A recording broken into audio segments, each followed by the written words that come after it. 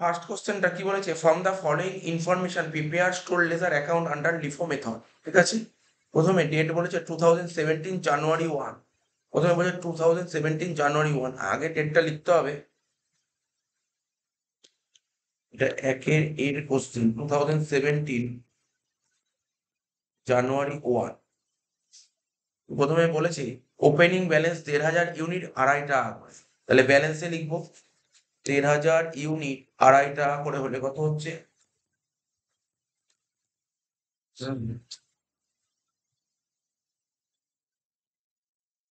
3,750।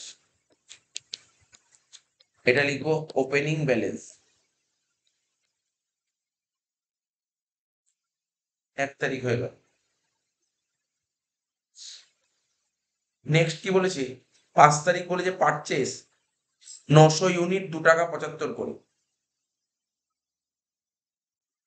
900 unit 2 টাকা 75 করে, তাহলে হচ্ছে 900 ইন্টু 2 টাকা 75, 2,475 হচ্ছে। তাহলে আমার গোডাউনে আগে 2.5 টাকার মাল ছিল,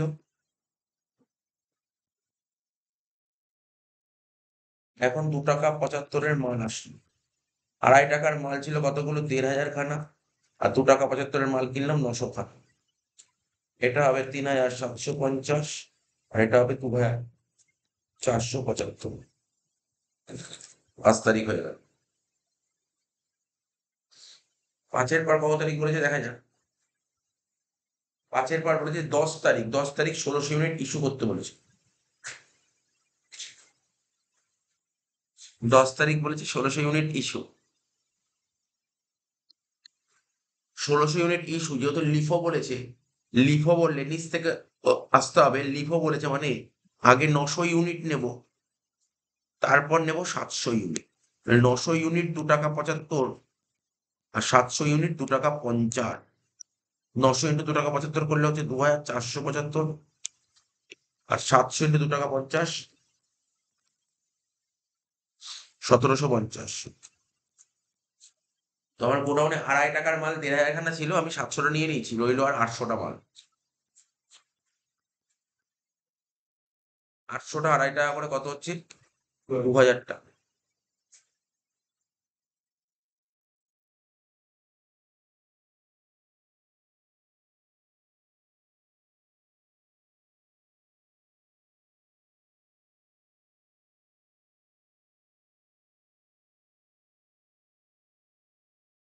দশের পর 15 তারিখ বলেছে 1,100 ইউনিট কিনেছি 3 টাকা করে।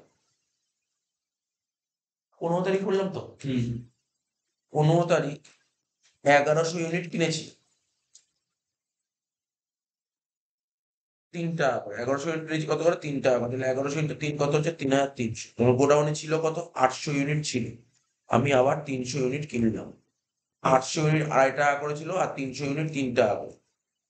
এই সরি, 800 ইউনিট 2.5 টাকা করে মাল ছিল, আমি 1,100 ইউনিট কিনলাম। 1,100 ইউনিট 3 টাকা করে, এটা হবে 2,000, আর এটা হবে 3,300। 15 তারিখ হলো। 15-র পর 20 তারিখ বলেছে 750 ইউনিট ইস্যু। তো লিফো যেহেতু, লিফো মানে লাস্ট ইন ফার্স্ট আউট, লাস্টে কোন রেট ছিল, লাস্টে 3 টাকার রেট ছিল, 3 টাকার মালটা আগে নিতে হবে। 750 ইউনিট ছিল তো, 3 টাকা করে 2,250। দেখে নি কত করেছিল, 750, 750 3 টাকা করে 2,250।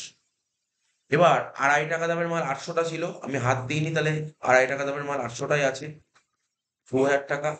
আর 3 টাকা দামের মাল 1,100টা ছিল, তো তার মধ্যে 750টা নিয়ে নিয়েছি, রইল কত, 350। 3 টাকা 1,050। এবার আমরা 23 তারিখ করবো, তাই তো? 23 তারিখ করবো। দেখ, 20-র পর 31 তারিখ ছিল, কিন্তু 31-এর পরে 31-এর, দেখ 31 তারিখ তো, 20-র পর 31 দিয়েছে, তারপর নিচে একটা অ্যাডজাস্টমেন্ট 23 তারিখ, এবার সিরিয়ালি করতে হবে, আগে 23 করতে হবে, তারপর 31 করতে হবে। 23 তারিখ কি বলেছিল, শর্টেজ 50 ইউনিট। শর্টেজ ইস্যুর ঘরে বলছে 50 ইউনিট। লাস্টের রেট কোনটা ছিল, 3 টাকা, এই 3 টাকা 50 ইন্টু 3 বেশ এখানে 800 যেমন ছিল 2.5 টাকা দামের মাল, ওটা লিখে দেবো 800 ইন্টু 2.5 2000। আর 350 থেকে 50 বাদ দিলে কত হলো? 300। 3 টাকা করে কত হবে? 900। এটা লিখবো শর্টেজ, এই মার্কসের ঘরে লিখবো শর্টেজ। লাস্ট পয়েন্ট করবো 31 তারিখ, কি বলেছে? 800 ইউনিট ইস্যু করেছি, তাহলে অঙ্কটা শেষ হয়ে যাবে। 800 ইউনিট ইস্যু করেছি, তাহলে 800 ইউনিট ইস্যু করেছি মানে লিফো, মানে লাস্টে কোনটা ছিল? 300 ইউনিটের মাল ছিল। 300 ইউনিট 3 টাকা করে 900 টাকা, বাকি রইল 500 ইউনিট। 2.5 টাকা করে কত হচ্ছে? 1250 টাকা। তাহলে আমার গোডাউনে 2.5 টাকার দামের মাল 800টা ছিল, আমি 500টা নিয়ে নিয়েছি, রইল 300টা। 300 ইন্টু 2.5 কত হবে? 750। শেষ হয়ে গেল, আর তো কিছু নেই অঙ্কের মধ্যে।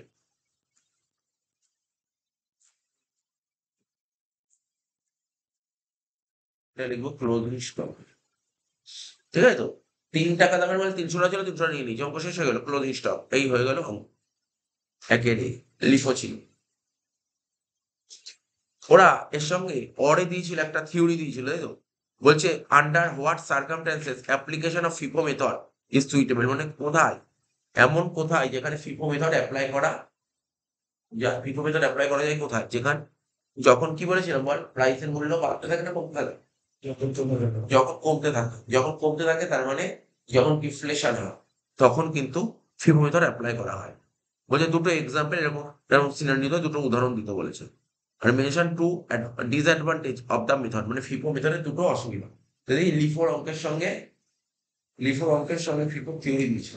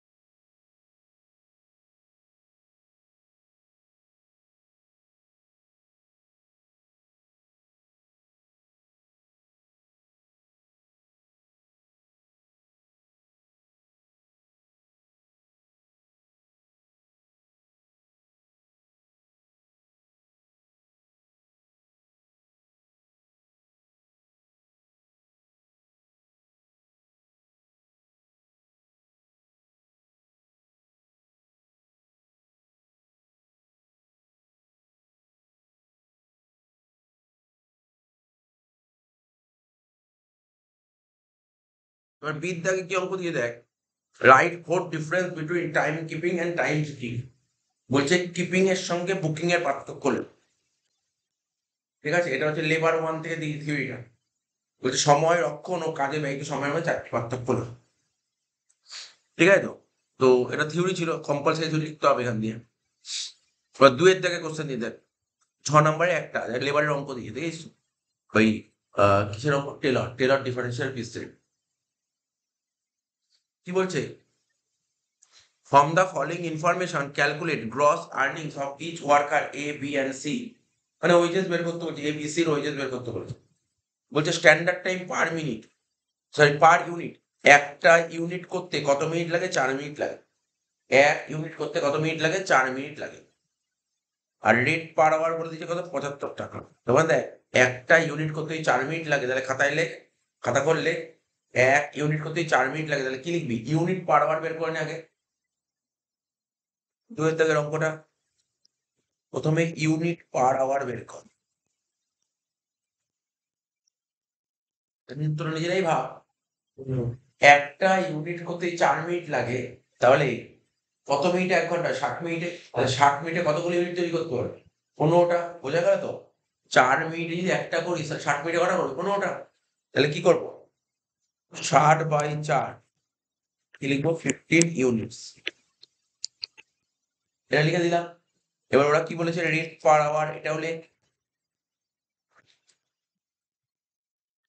রেট পার আওয়ার কত বলে? 75 টাকা। তোর মাথায় রাখবি পরীক্ষার হলে যখনই পিসের অঙ্ক দেবে না, এই দুটো পয়েন্ট তোর মাথায় রাখতে, দুটো পয়েন্ট। একটা তোর বলতে হবে ইউনিট পার আওয়ার, আর একটা বলতে হবে rate per hour. Rate per hour তো দিয়েই দেয় সন্দেহ নেই, ইউনিট পার আওয়ারটা না বের করতে হয়, বলে দেয় না।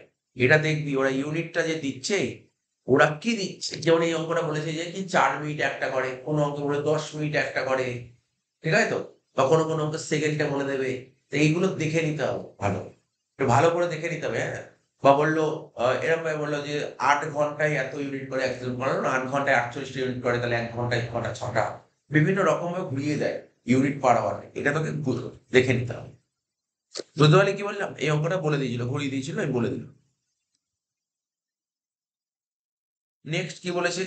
ও, তাহলে এখান থেকে তোর কি বের করতে শিখেছি? Piece rate. তো বল পিস রেটের ফর্মুলা কি হবে তোরা জানিস? কখনো ভুলে যাওয়ার কিছু নেই, ওপরের টাকা নিচে ইউনিট, উপরের টাকা নিচে ইউনিট, উপরের টাকা নিচে ইউনিট। টাকা কত এখানে? 75। মানে কি লিখবি ফর্মুলা? লিখবি কি? Rate per hour, rate per hour by unit per hour. Rate per hour কত ছিল? 75, আর ইউনিট পার আওয়ার কত ছিল? 15। 75কে 15 দিয়ে ভাগ করলে কত হলো? 5। 5 টাকা বেরিয়ে গেল, ঠিক আছে। কত বেরোলো পিস রেট? 5 টাকা। হয়ে গেল। এবার কি বলে দেখ, আমি পুরো লাইনই পড়িনি, 2 লাইন, প্রথম 2 লাইন পরে একটু সাজিয়ে নিলাম। মানে এই পিস রেটের অঙ্ক করতে গেলে তোকে পিস রেট বের করতে হবে, এটা বের করে নিবি প্রতিটা অঙ্ক। ও, তুই মনে কর তোর পরীক্ষা হলে পিস রেট বলে দেবেন, তোকে বের করতে হবে, এটা বলে দিলাম, বের করতে হবে। তোর পরীক্ষা হলে যা দেবে পিস রেট বের করে নিতে হবে, ঠিক আছে তো? এটা মনে রাখতে হবে। এটা দেখ, এটা কি বলে? Differential wage rate below standard. দেখ কি লেখা আছে? বিলো স্ট্যান্ডার্ড 80, বিলো স্ট্যান্ডার্ড হলে কি হয়? 80% দেয়, আর অ্যাবাভ স্ট্যান্ডার্ড হলে কত হয়? 120% দেয়। তো স্যার দরকার নেই। এইবার এইবার আমাকে দেখতে হবে তো, টেলর তো এটাই বলেছিল। কি লিখবো এখানে? নাম কি কি ছিল রে? ভদ্রলোকের দুজনের নাম ছিল দেখ, এবিসি, তাই তো? এবিসি, এখানে লিখলাম এ বি আর সি, তিনটে লিখলাম এবিসি, তিনজন ওয়ার্কারের নাম লিখলাম। তারপর কি লিখবো? Standard production. দেখ কোশ্চেনে বলে দিয়েছিল, নিশ্চয়ই নিচের দিকে বলেছে, লাইন নিচে লাইনে বলেছে স্ট্যান্ডার্ড প্রোডাকশন। দেখি কি বলেছে। এই দেখ স্ট্যান্ডার্ড প্রোডাকশন কি বলেছে এখানে, বলেছে মনোযোগ সহকারে, বলে দেয়নি, আমাকে বের করে নিতে হবে স্ট্যান্ডার্ড প্রোডাকশন। কোশ্চেনে বলেছে 1 সপ্তাহে 48 ঘন্টা কাজ হয়, ঠিক আছে। সপ্তাহে কত ঘন্টা কাজ হয়? 48 ঘন্টা কাজ হয়। আর এক ঘন্টায় 1 ঘন্টায় কত বের করলাম আমরা? 15। 1 ঘন্টায় যদি 15টা ইউনিট হয়, তাহলে 48 ঘন্টায় কত হবে? 48 × 15, 720। এটা হচ্ছে স্ট্যান্ডার্ড প্রোডাকশন। তাহলে স্ট্যান্ডার্ড প্রোডাকশন বলে দেয়নি, বুঝে নিলাম যে 1 ঘন্টায় যদি 15টা হয়, তাহলে 48 ঘন্টায় কত? 48, 720টা হওয়ার কথা, মানে কোম্পানি থেকে বলেছে ওয়ার্কারদের 720টা তৈরি করবে। এটা হলো স্ট্যান্ডার্ড প্রোডাকশন। কি লিখবো? ব্যাকেলে 48 × 15। সব কটা ঘরে লিখবি 720, 720, 720। অ্যাকচুয়াল প্রোডাকশন তোকে কোশ্চেনে বলবে, বলে দিয়েছে। এই অঙ্কে দেখ তোকে অ্যাকচুয়াল প্রোডাকশন বলে দিয়েছে। কত বলেছে বলে? Actual production 600, 720, 960। 600, 720, 960। এ কে বলেছে 720 করতে, 600 করেছে, তাহলে কি কম করেছে না বেশি করেছে? কম করেছে, তাহলে below.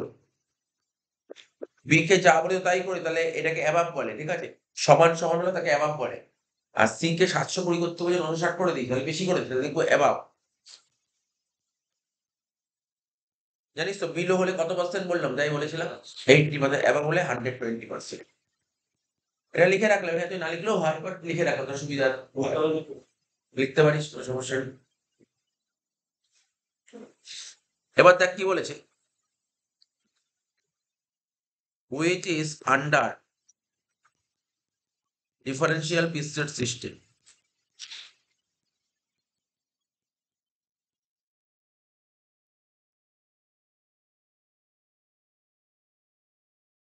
Which is under differential piece rate system লিখেছিস?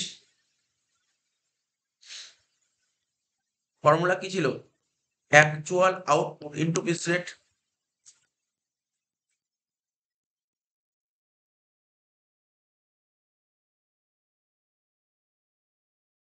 A B C, এর আউটপুট কত ছিল বল?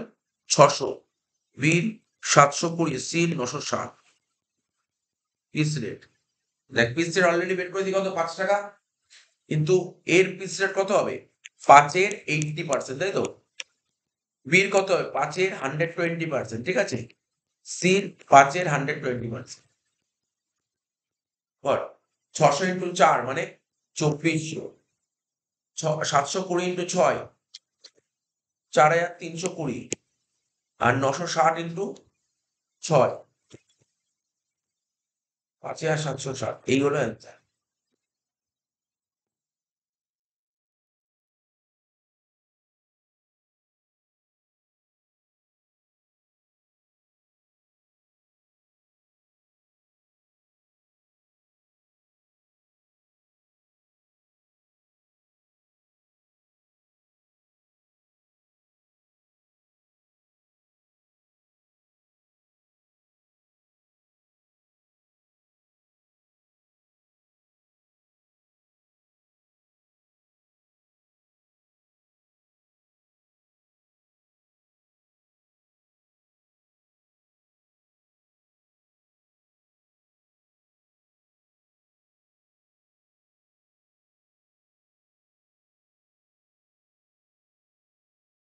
এর সঙ্গে অরে কি দিয়েছিল দেখ, অরে থিওরি কি দিয়েছিল, write 3 difference between piece rate and time rate system of wage payment, মানে এই পিস রেটের সঙ্গে time rate system of wage পেমেন্টের পার্থক্য লেখো, ঠিক আছে? তো পিস রেটের সঙ্গে time rate system of wage পেমেন্টের পার্থক্য লিখতে বলেছে।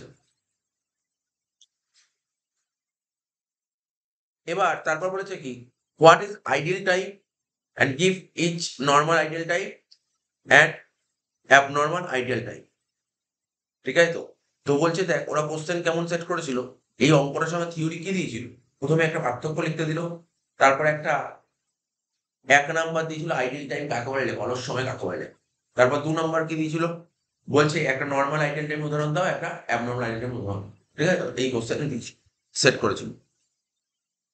কোশ্চেনটা ভালো ছিল, অঙ্কের সঙ্গে এই কোশ্চেনটা ওর দেখ পাটে পাটে ছিল তো ভালো নাম্বার পাওয়া যায়, এই কোশ্চেনটা ভালো ভালো নাম্বার।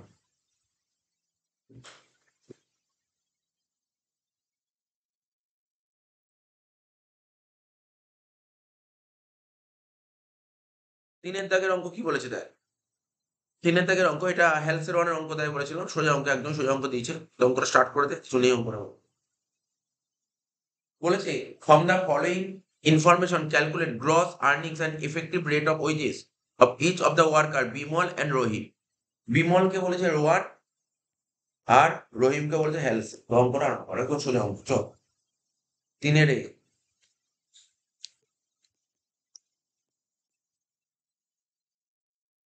তুমি আগে সাজিয়ে নি এখানে, আগের দিন যেমন করলাম বিমল আর রহিম, এলিয়ে প্রথমে টাইম অ্যালাউড, টাইম অ্যালাউড কত বলেছিল,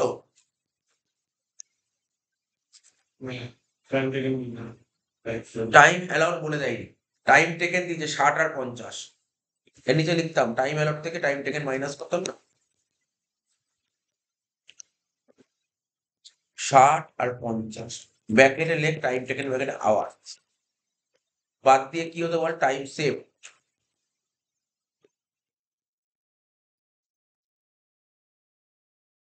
ব্র্যাকেটে আওয়ার্স লিখলাম, টাইম সেভ কত বলছি, অঙ্কে টাইম সেভ 30 আর 20,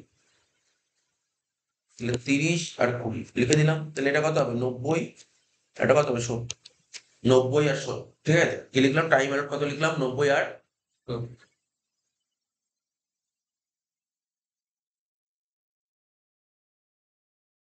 বোঝা গেল নিশ্চয়ই? আচ্ছা রেট, রেট পার আওয়ার কত বলেছিল কোশ্চেনে, বিমল আর রহিমের কত কত, বিমল আর রহিমের 18 আর 15, বিমলের 18 আর রহিমের 15, পরীক্ষাটা তোরা এই অঙ্কটাই ট্রাই করবি, এই অঙ্কটাই করবি, নেই এই অঙ্কটা দুটো অঙ্ক দেবে, তাহলে এবার এই অঙ্কটাই করবি, আমরা কোনো রকম কোন গণিত নর্মাল অঙ্ক দেখো, সেই অঙ্ক দেখো, সবসময় এই অঙ্কটা করবি, কি বললাম বুঝতে পারি তো, পরের অঙ্কটা করার চেষ্টা করবি না, এই অঙ্কটাই, এই অঙ্কটা একদম সোজা থাকে, ভুল হওয়ার কোনো জায়গায় নেই, ঠিক আছে? আমরা দেখতে পাচ্ছি, অঙ্ক দেখতে পাচ্ছিস, প্রতিটা পেজে দেখছিস, প্রতিটা পেজে এরকম ধরনের একটা অঙ্ক থাকছে, এরকম অঙ্কই করবি, ঠিক আছে? যেটা সোজা সেটাই করবি, তবে টেস্টে এটা অরের অঙ্কটা হবে, বাড়িতে এসে করবে, বুঝতে পারলি কি বললি? যেটা সোজা সেটাই করবি। আচ্ছা হয়ে গেল তো, 18 আর 15 হয়ে গেল রেট পার আওয়ার। এবার বল স্কিম, কাকে কি স্কিম দেওয়া হয়েছে? বিমলকে রোয়ান, তাই তো? হ্যাঁ ঠিক বললি? হ্যাঁ বিমলকে রোয়ান আর রহিমকে হেলসি।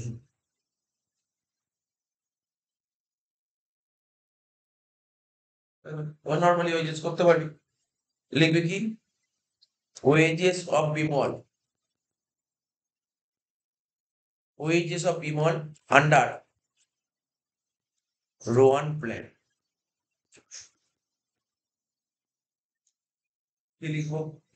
লিখবো টাইম ওয়েজেস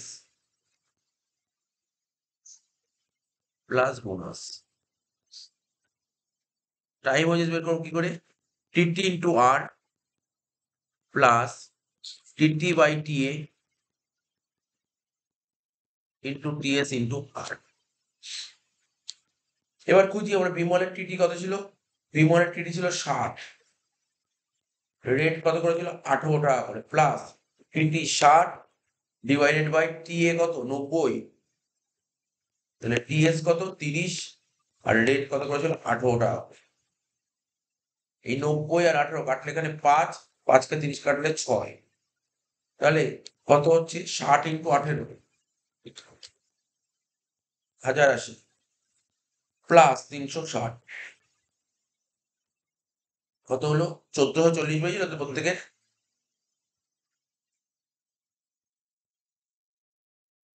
হয়ে গেল 1440। এবার ওরা কি এফেক্টিভ রেট বের করতে বলেছিল? দেখ তো এফেক্টিভ রেট কি বের করতে বলেছিল অঙ্কে? হ্যাঁ, এই তো বলেছিল গ্রস আর্নিংস আর এফেক্টিভ রেট দুটোই বের করতে বলেছিল। তাহলে চল এফেক্টিভ রেটটাও বের করে দিয়ে নিচে লেখ effective rate. Effective rate formula শিখেছিস? ওয়েজেস বাই টাইম টেকেন, তাহলে কত হবে? 1440 বাই 60, 24 টাকা। অ্যান্সার কত বেরোলো? 24 টাকা।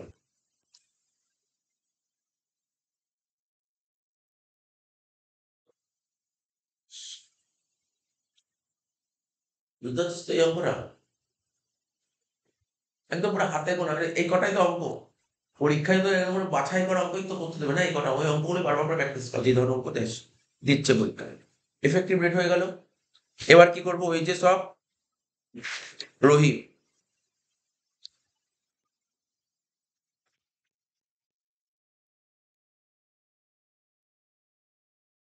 Under Halsey plan. কি লিখবো ফর্মুলা?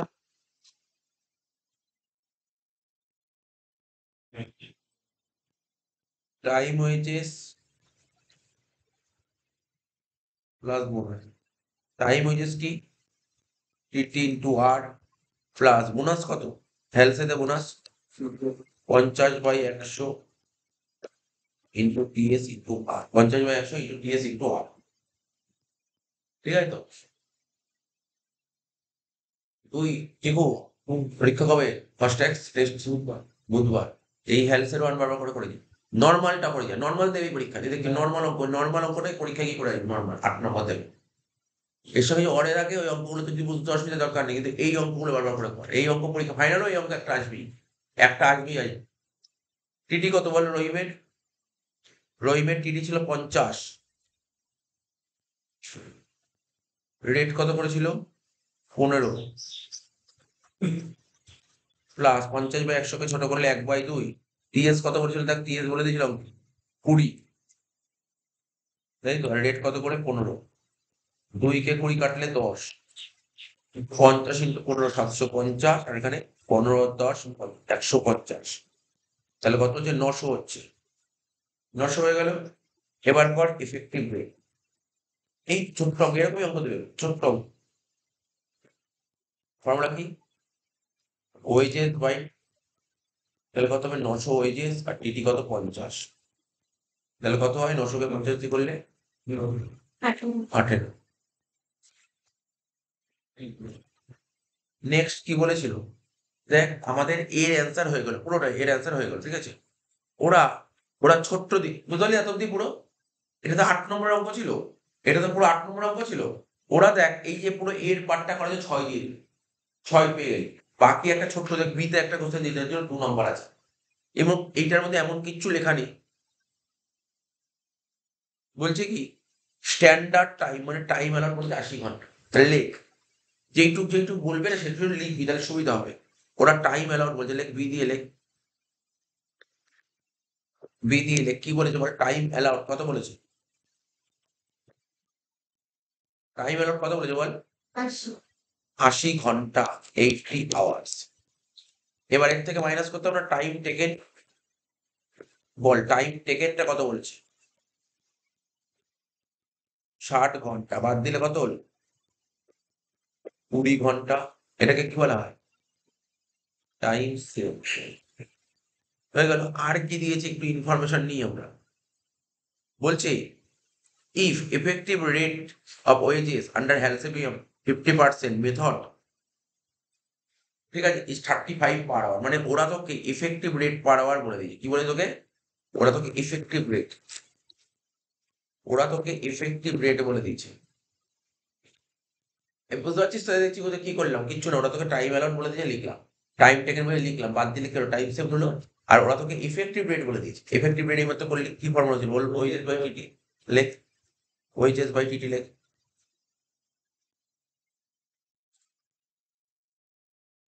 এবার বল তুই বল মনোযোগ সহকারে বল কত বলেছিল ইফেক্টিভ রেট? 15 টাকা? আচ্ছা 35টা। ওয়েজেস তো তোর জানা নেই কিন্তু টিটি তো তুই জানিস। বল টিটি তো জানিস 60।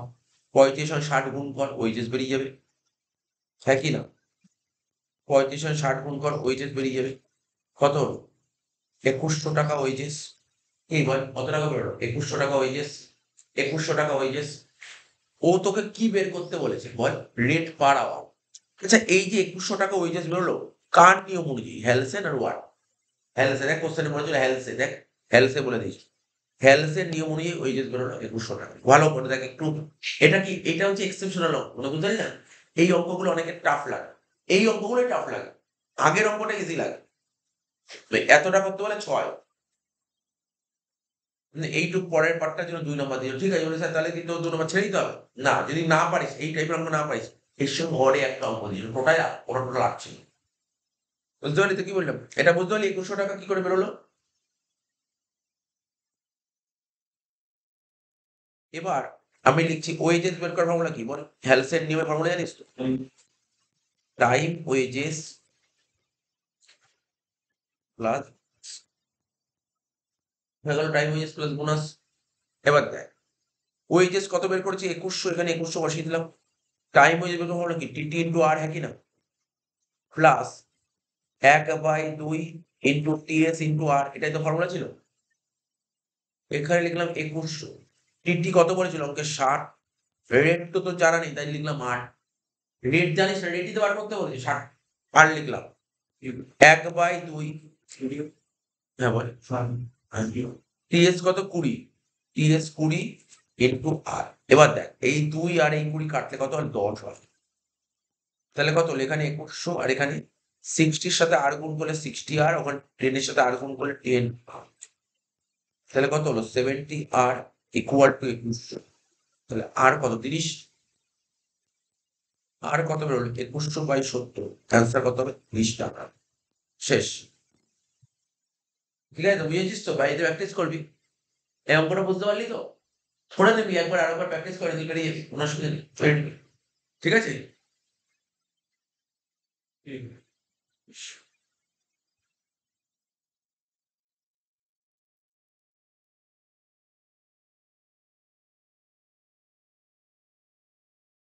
আমি তোকে কি বলেছিলাম? হেলসের 1 এর 2 টো অঙ্ক দেবে পরীক্ষায়, একটা করতে হবে। দুটোই 8 দেবে। ঠিক আছে? এই অঙ্কটা এই বছর যে অঙ্কটা এসেছিল না? প্রথম যে এর অঙ্কটা 6 নাম্বার এসেছিল। সোজা ছিল। ওটা একদমই এসে নিজেই বুঝতে পারি। তারপরে বির পয়েন্টটা হয়তো একটু অসুবিধা হয়ে গেল। কিন্তু তুই অরের অঙ্কটা দেখ, অরের অঙ্কটা পুরোটাই 8 নম্বর। হেলথের 1 এ দিয়েছে পুরোটাই 8 নম্বর এবং নরমাল অঙ্ক, একদম নরমাল অঙ্ক। দেখ একদম নরমাল, কোনো টাফ নেই। তাহলে তুই তখন পরীক্ষা হলে কি চুজ করতে হবে? তখন ওই উপরের অঙ্কটা না করে নিচেরটা করতে হবে। দেখ পরের অঙ্কটা তুই পড়ে নে আগে, তারপর অঙ্কটা করবি। দেখ কি বলেছে? কমল আর হাসান দুজন ওয়ার্কার। টাইম অ্যালাউড বলে দিয়েছে, টাইম সেভ বলে দিয়েছে। কি বুঝতে পারছিস তো? টাইম অ্যালাউড টাইম সেভ বলে তো টাইম টেকেন বেরিয়ে যাবে। এইবার দেখ স্যার এখানে তো বলেনি কাকে কার নিয়ে আমি বোনাস দেবো, মানে হ্যালসেন আর ওয়ান বলেনি তো, দরকার নেই আমার, দরকার নেই। ওরা তোকে বোনাসটাই বলে দিয়েছে, বোনাসের ঘন্টা বলে দিয়েছে, বুঝতে পারলি তো কি বললাম, নাম বলেনি, হ্যাঁ বলে দেখিয়েছি কি এটা একদম সোজা অঙ্ক। এখানে তো তোর ফর্মুলা জানতে হলে না, এই অঙ্কে তোর ফর্মুলা জানতে হলে অঙ্ক নেমে যাবে। তাহলে চ অঙ্ক আরম্ভ কর।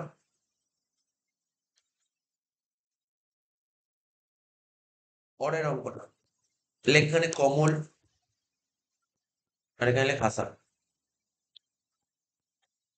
একটা বছর পরীক্ষায় হ্যালসে আর রোয়ানের অঙ্ক দিয়েছিল, মানে এটা হ্যালসে রোয়ানেরই অঙ্ক, কিন্তু কোনটা কার মেথডে করতে হয় বলে দেয়। আমরা হ্যালসেন ওয়ান থেকে কি বের করতাম, মানে ওয়ার্কার কোম্পানির কত ঘন্টা সময় বাঁচিয়েছে এটা তো বের করতাম।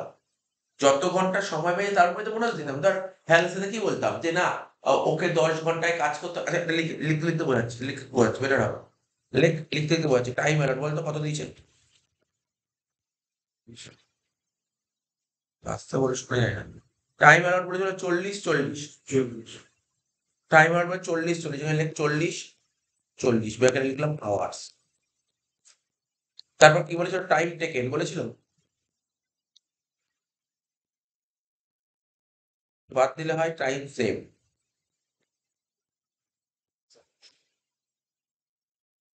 টাইম সেভ কত বলেছিল, দেখ টাইম সেভ বলে দিয়েছিল 8-8, 32 তাহলে এখানে লিখবো 8, তাহলে ও বললো 32 বলতে, এটা বুঝতে পেরেছিস, এটা 32, এটা 32।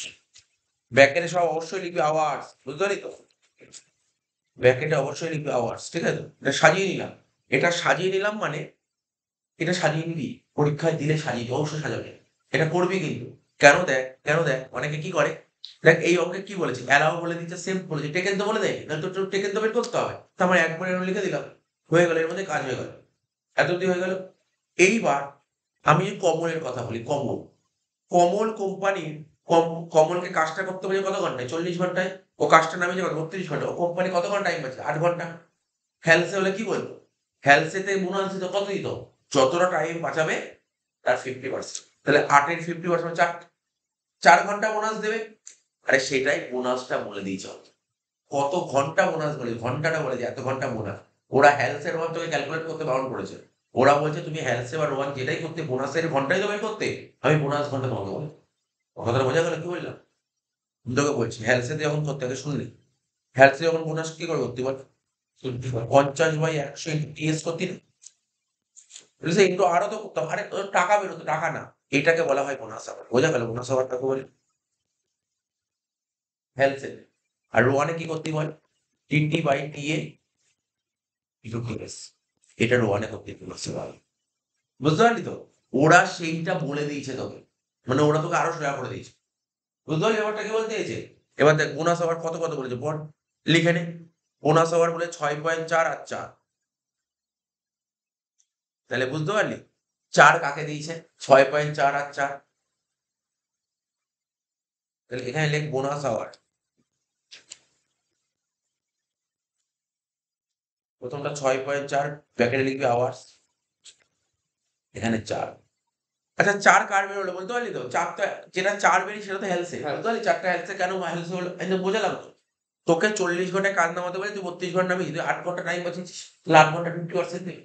কিন্তু এটা যদি বলি, তার মানে একটা তো তোর যেটা 4 বেরিয়েছে, মানে এটা তো হেলসে, বুঝতে পারলি, তোকে ভাবতে হবে না, ওরা বলে দিয়েছে, আমি তোকে জাস্ট তোকে বুঝিয়ে দিচ্ছি। এই যে আমি বলছি কমলটা মনে হয় রোয়ান দিয়েছিল, দেখি তো কি ছিল, রোয়ান যদি করি একটু হিসাব করে দেখ, পরীক্ষায় করতে হবে না, জাস্ট তোকে বোঝাচ্ছি। টিটি ছিল 32 আর টিএ কত ছিল 40, টিএস ছিল 8, করে দেখতে কত বেরোচ্ছে, 32/5, 6.5, বুঝতে পারলি তো। এই যে কমলটা দিয়েছিল রোয়ান, বুঝতে পারলি, কমলটা দিয়েছিল রোয়ান, আর হাসান হাসান দিয়েছিল কত, কি দিয়েছিল হ্যালসে। তোর যদি মনে হয় আমি কি করে বুঝতে পারলাম এটা বললাম, কিন্তু বোঝালাম যে তুই কমলকে রোয়ানের ফর্মুলা ফেলবি, মনে মনে ভাবনা, রোয়ানের ফর্মুলা কি ছিল, টিটি/টিএ, তুই কর ক্যালকুলেটরে, টিটি কত, ক্যালকুলেট কর, টিটি কত 32/40, ঠিক আছে, ইন্টু টিএস 8, 32/40 ইন্টু 8 করলে কত হচ্ছে, 6.4 হচ্ছে। তাহলে তুই কি বুঝতে পারলি, কমলকে রোয়ানই দিয়েছে। তার মানে কখনো ঘাবড়ে যাওয়ার ব্যাপার নেই বাবা, হেলথ এর ওয়ান তো বলেনি, আমি কি করে করবো, যে রুমের মধ্যে হল্লা আরম্ভ করে দিবি, স্যার দেয়নি তো, হ্যাঁ স্যার অন করবো কি করে? কিন্তু ওরা তোকে বলে দিয়েছে, এটা ঘুরিয়ে দিয়েছে কোশ্চেন, বুঝতে পারলি ব্যাপারটা? না বোঝার কিচ্ছু নেই, এটা অনেক ইজি অঙ্ক ছিল। এবং এই অঙ্কটা দেখো অনেকটা ছোট অঙ্ক, আগের অঙ্কের তুলনায় অনেকটা ছোট অঙ্ক এটা। এটা করলে অনেক তাড়াতাড়ি অঙ্ক নেমে যাবে। আর রেট পার আওয়ার ওটাও সাজিয়ে নেই। রেট পার আওয়ার কত বলেছিল বল? 50 ব্র্যাকেটের রুপিস 50 50। আর তো সাজানোর কিছু নেই, এটা হচ্ছে সাজাবি অঙ্ক, সাজিয়ে নিবি আগে। কি লিখবো? ওয়েজেস অফ, কি নাম ছিল ভদ্রলোকের? কমল। ফর্মুলা কি? Time wages plus bonus. Time wages TT into R, আর বোনাস কি হবে? এখানে তোর কোনো মেথড না, এখানে কি লিখবো জানিস তো? এরকম ভাবে লিখবি, বোনাস আওয়ার। আমার কথাটা শুনতে পারলি? কি লিখলাম? বোনাস আওয়ার ইন্টু আর। বুঝতে পারলি ব্যাপারটা কেন বোনাস আওয়ার লিখলাম? আমি জানি না কার বোনাস, আমি জানি না হেলথ নাট ওয়ান, তাই বোনাস আওয়ারটাই লিখবে। বুঝতে পারলি ব্যাপারটা? আমি কিন্তু তোকে বোঝালাম, কিন্তু তোরা এতদিন কি করতি, যে এখানে এই বোনাস আওয়ারের জায়গায় কখনো হেলথ এর ফর্মুলা লিখতি, কখনো রোয়ানের ফর্মুলা লিখতি। তুই জানিস না হেলথ না রোয়ান, তাই বোনাস আওয়ার লিখ। তাহলে বল, কমলের টিটি কত ছিল? দুজনেরই সেম ছিল 32, আর রেট কত করেছিল? রেটটা বল। 32 ইন্টু 50। আর বোনাস কত ছিল কমলের? হ্যাঁ হ্যাঁ, 6.4 6.4 ইন্টু 50। শেষ হয়ে গেল। তুই একবারে কর না, 38.4 ইন্টু 50, মানে বুঝতে পারলি? একবারে করলে 1920 অ্যান্সার বেরোবে। তুই আলাদা আলাদা করে করবি, আমি একবারে করে দিলাম। বুঝতে পারলি কি করে একবারে করলাম? এখানেও 3250 গুণ 6.4 গুণ কর। তাহলে 32 করলি তো হয়ে গেল। অ্যান্সার কত বললো বল? 1920। বোঝা গেল সেটা? অঙ্ক কি তোকে এফেক্টিভ রেট বের করতে বলে একটা বলেছে? হ্যাঁ, লেখ এফেক্টিভ রেট, লেখ এখানে, লিখে দে এফেক্টিভ রেট।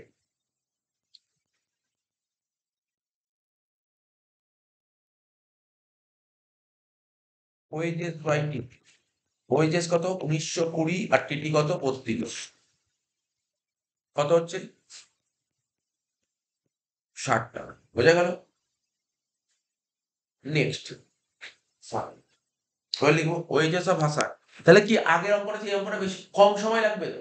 আরে আগের অঙ্কটা পারে, এই অঙ্কটা করতে কম সময় লাগবে, কারণ আগের অঙ্কটা বিটা করতে তো অনেকটা টাইম লেগে যাবে। ওয়েজেস অফ হাসান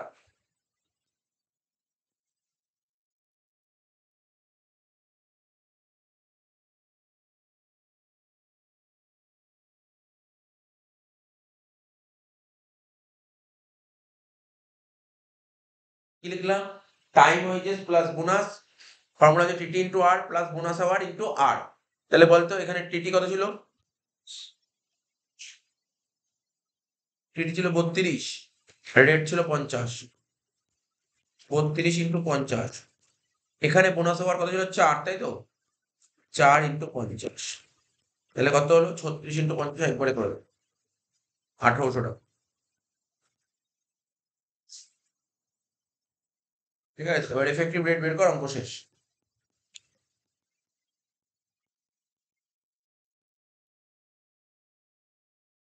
কি লিখবো? Wages by TT 1800 by 32, 56.25। শেষ অঙ্কটা। একবার কি আর কিছু বের করতে বলেছিলাম? না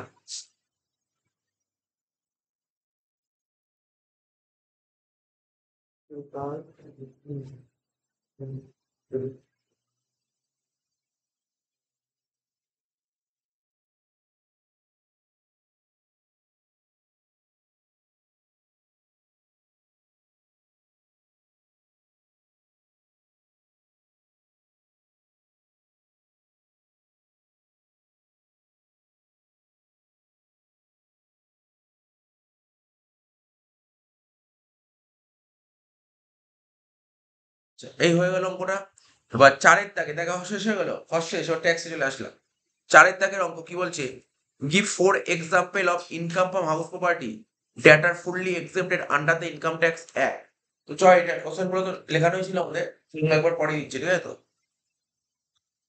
আরেকবার পড়ে দিচ্ছি, আগে পড়ানো ছিল আবার আরেকবার পড়ে দিচ্ছি।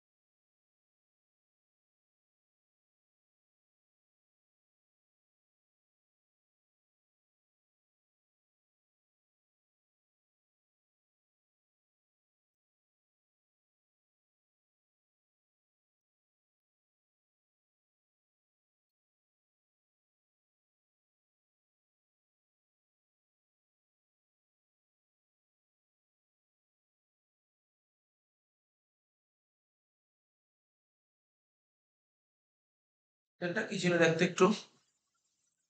ফর এক্সাম্পল কোশ্চেনটা ছিল গিভ ফর এক্সাম্পল, ঠিক আছে, income from house property that are fully except under the income tax act.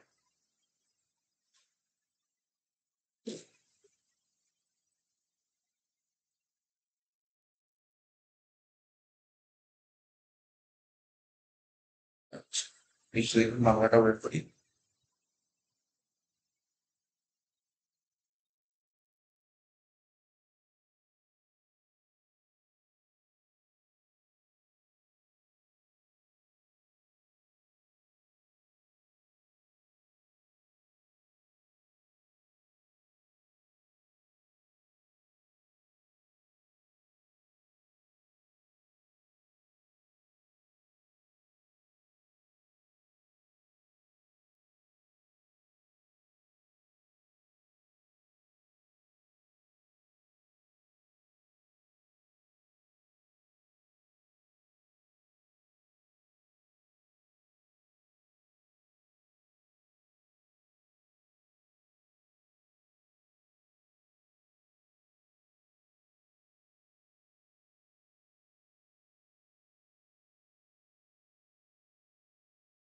Bangla answer করবে তোমাকে বলতে পারছি।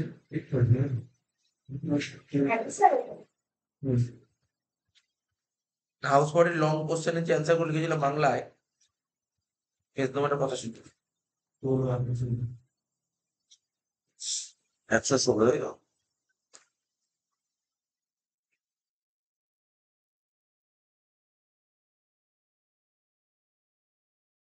আচ্ছা,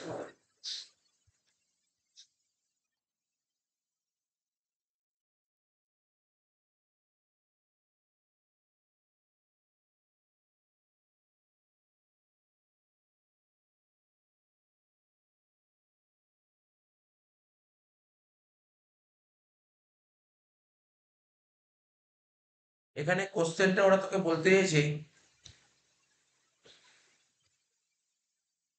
যে গিভ ফর এক্সাম্পল, চারটে উদাহরণ দাও of income of house property that are fully exempt under the income tax act, মানে গৃহ সম্পদ থেকে চারটি আয়ের উদাহরণ দাও যা আয়কর আইন অনুযায়ী সম্পূর্ণ কর্ম।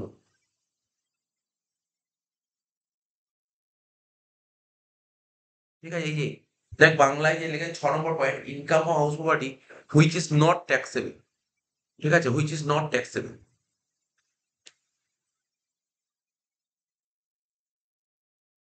ঠিক আছে, ইংলিশের লেখাটা কোনটা আছে? এই যে 7-এরটা, income from house property which is not taxable, কি লেখা আছে? বলছে 1 নম্বর পয়েন্ট বলেছে income from house property near agricultural land occupied by the cultivator, ঠিক আছে তো? এই পয়েন্ট 1 নম্বর পয়েন্ট। 2 নম্বর পয়েন্টটা আমি বলছি, একটা করে পয়েন্ট বুঝিয়ে দিচ্ছি। 2 নম্বর পয়েন্ট বলছে income from house property held in trust হোল্ডলি for charitable or religious purpose, ঠিক আছে? যেমন 4টে পয়েন্ট দিতে হবে, তো এই পয়েন্টটা দিবে, একদম সোজা আছে। Property income of a local authority, local authority মানে মিউনিসিপ্যালিটি, ঠিক আছে তো? Property income of local authority, ঠিক আছে তো? মানে আঞ্চলিক কর্তৃপক্ষের আয়। দেখ এখানে বাংলায় লিখে দিয়েছে, কি লিখেছে 3 নম্বর পয়েন্টে কি লিখেছে, আঞ্চলিক কর্তৃপক্ষের গৃহ সম্পত্তি থেকে আয়। বুঝতে পারলি? কোন পয়েন্ট গুলো দিবি, সোজা সোজা পয়েন্ট গুলো মাথায় রাখবি, সোজা সোজা পয়েন্ট। কি লিখলাম বল, আঞ্চলিক কর্তৃপক্ষের গৃহ সম্পত্তি থেকে আয়। 4টে পয়েন্টের মধ্যে এই পয়েন্টটা ভেরি ইজি পয়েন্ট। বাংলায় বলবি আঞ্চলিক কর্তৃপক্ষের গৃহ সম্পত্তি থেকে আয়, আর ইংরেজি বললে কি বলবি, income from a local authority, তাই তো? কি লেখা ছিল, বলছে property income of local authority. আচ্ছা, তারপর কি বলছে, এটা একটা পয়েন্ট গেল।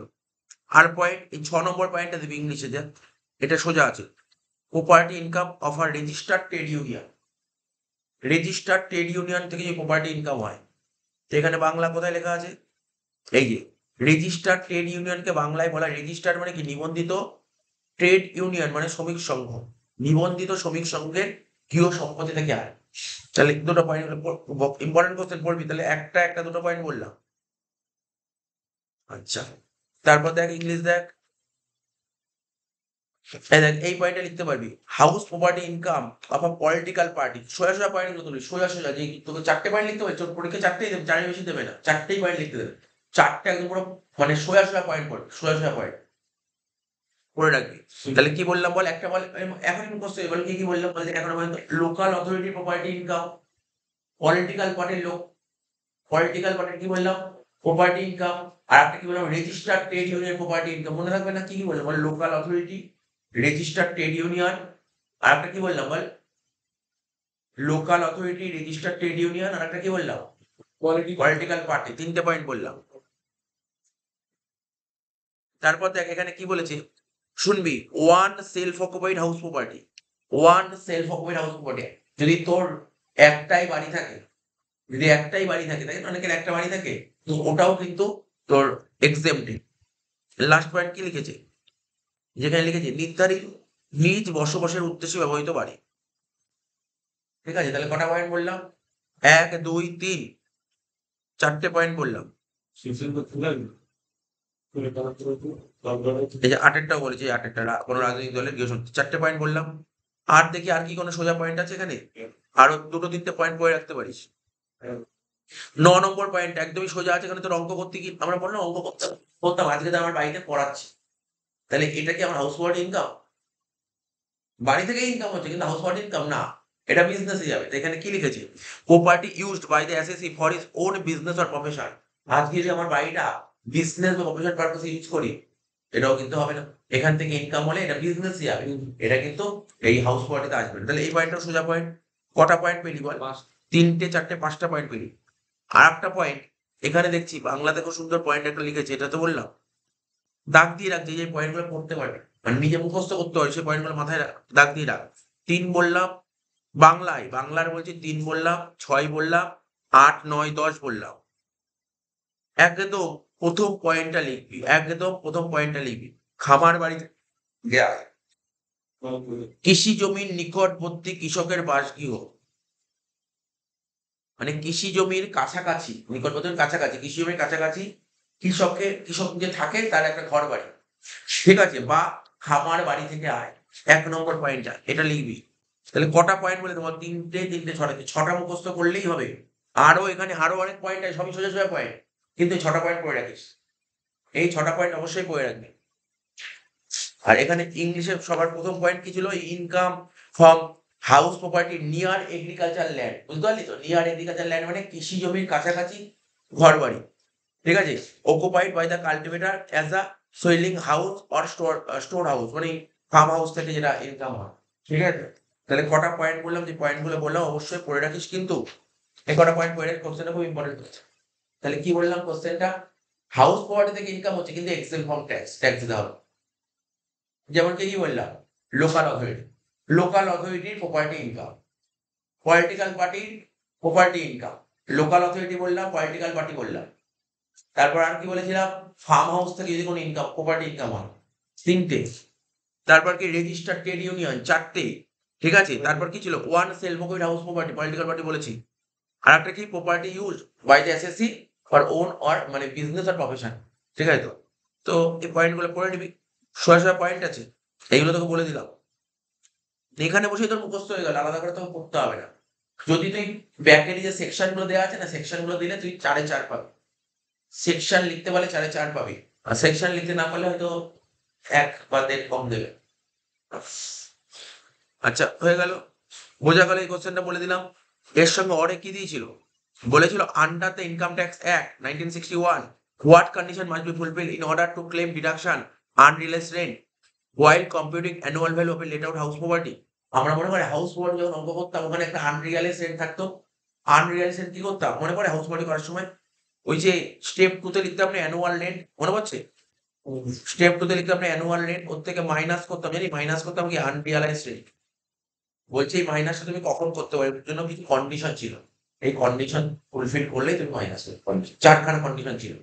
একটা কি টেনেন্ট মানে ভাড়াটিয়াকে বোনাফাইড হতে হবে, বোনাফাইড মানে জেনুইন। ভাড়াটিয়াকে জেনুইন হতে হবে। কি বললাম?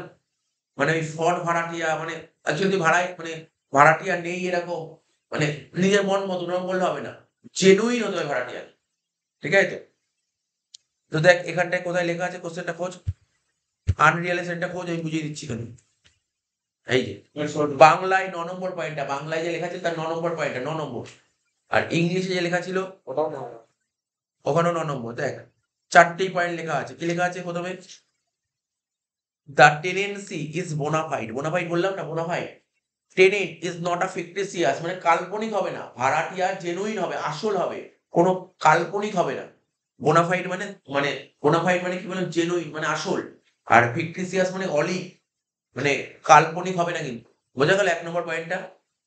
Second point, the defaulting tenant. Defaulting tenant মানে মানে যে টেনেন্ট তোর ভাড়াটা দিতে পারে, ডিফল্ট করেছে ভাড়া দিতে, ঠিক আছে, has ভ্যাকেটেড or steps have been taken to compel him to vacate the property। ঠিক আছে তো? তো এই পয়েন্টটা বলেছি। এই খেলাপি, দেখ বাংলায় বলেছে খেলাপি, খেলাপি মানে ডিফল্ট। ডিফল্টকে বাংলায় বলা হয় খেলাপি। ঠিক আছে? বলছে খেলাপি ভাড়াটে অবশ্যই বাড়িটা খালি করে দিয়েছেন। ঠিক আছে তো? গৃহ সম্পত্তি খালি, বাড়ি খালি করে দিয়েছেন, বা বাড়িটা খালি করে দেওয়ার জন্য উক্ত ভাড়াটের বিরুদ্ধে আইনত ব্যবস্থা গ্রহণ করা হয়েছে। ঠিক আছে তো? মানে যে ডিফল্ট টেনেন্ট আছে সে বাড়িটা খালি করে দিয়েছে, অথবা ঠিক আছে বাড়িটা বা সম্পত্তিটা খালি করে দেওয়ার জন্য ঠিক আছে ওই ভাড়াটের বিরুদ্ধে আইনত ব্যবস্থা গ্রহণ করা হয়েছে। 3 নম্বর কি বলেছে, খেলাপি ভাড়াটে মানে ডিফল্ট টেনেন্ট নির্ধারিত অন্য কোনো সম্পত্তি অধিকার করে রাখেনি। ঠিক আছে তো? এমন কি হলো আনরিয়ালাইজ মানে যে রেন্টটা তুই রিয়ালাইজ করতে পারিস, তুই ওই ডিডাকশনটা নেওয়ার জন্য তোর একটা বাড়ি ছিল, ওই বাড়ি থেকে না ওই ভাড়াটাকে তুলে অন্য একটা বাড়িতে বসিয়ে বলছিস। ঠিক আছে তো?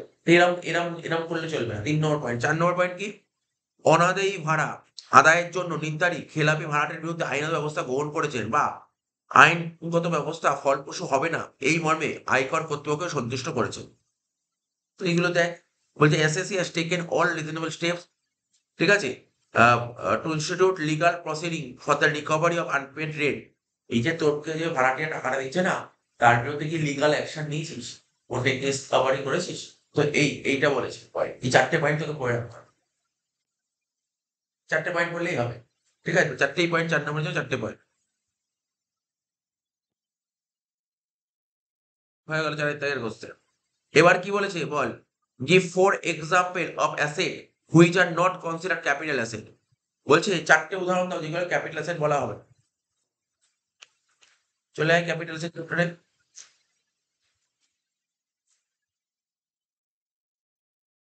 তোমাটা বল থেকে ঋষি বাংলা বইয়ে।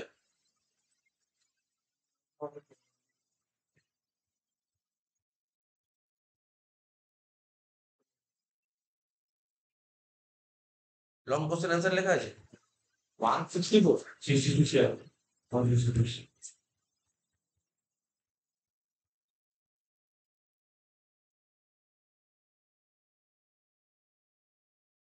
বাংলা বই 166।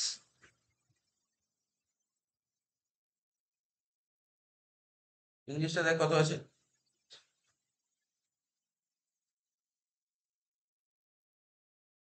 লং কোশ্চেন অ্যান্সার গুলো কোন পেজে দেবো আমি বলে দিচ্ছি। 160।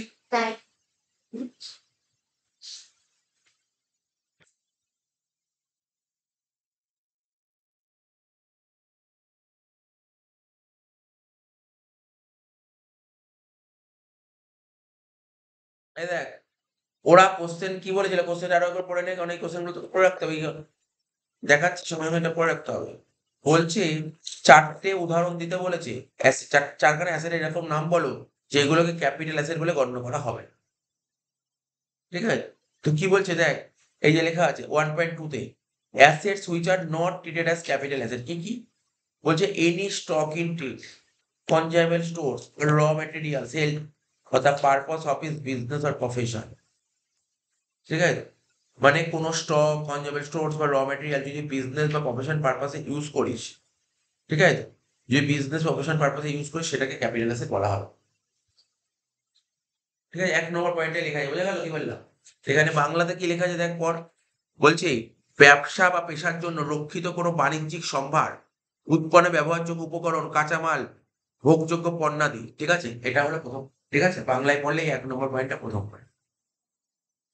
ঠিক আছে, তো এবার পাশে আরো লিখে দিয়েছে, তার মানে কি বললাম, কোনটাকে ক্যাপিটাল অ্যাসেট বলা হবে না।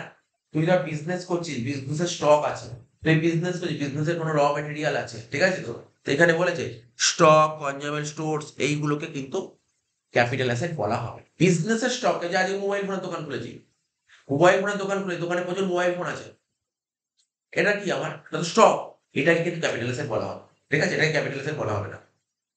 কিছু এর সঙ্গে দুটো পয়েন্ট জুড়ে দিয়েছে, বলছে এসএসসি যদি গাড়ির ব্যবসা করে, সেখানে সেই ব্যবসায় যে স্টক, মানে গাড়িগুলো, যেই গাড়িগুলো বিক্রি করা হয় না সেই গাড়িগুলো স্টক হিসেবে থেকে যায়। আজকে ধর এই যে বললাম মোবাইল ফোনের দোকান বলে, আজকে একটা গাড়ির ব্যবসা করছিস, তাহলে যেই গাড়িগুলো বিক্রি করতে পারি বছর সেই যদি স্টক থেকে যায়, এটাকে ক্যাপিটাল অ্যাসেট বলা হবে। ঠিক আছে, তারা বলেছে নির্ধারিত যদি কারবারের কাজ করার জন্য গাড়ি ব্যবহার করে, তাহলে সেই সমস্ত, আচ্ছা, এসএসসি ধর একটা মোবাইলের দোকানদার, ঠিক আছে, তো ও ধর ব্যবসার কাজকর্ম করার জন্য ওদের একটা গাড়ি কিনেছে, গাড়িটা ব্যবহার করছে, তাহলে গাড়ি ব্যবহার করছে আর ওটা গাড়ি স্টক হিসেবে থেকে, এগুলো আলাদা জিনিস তো।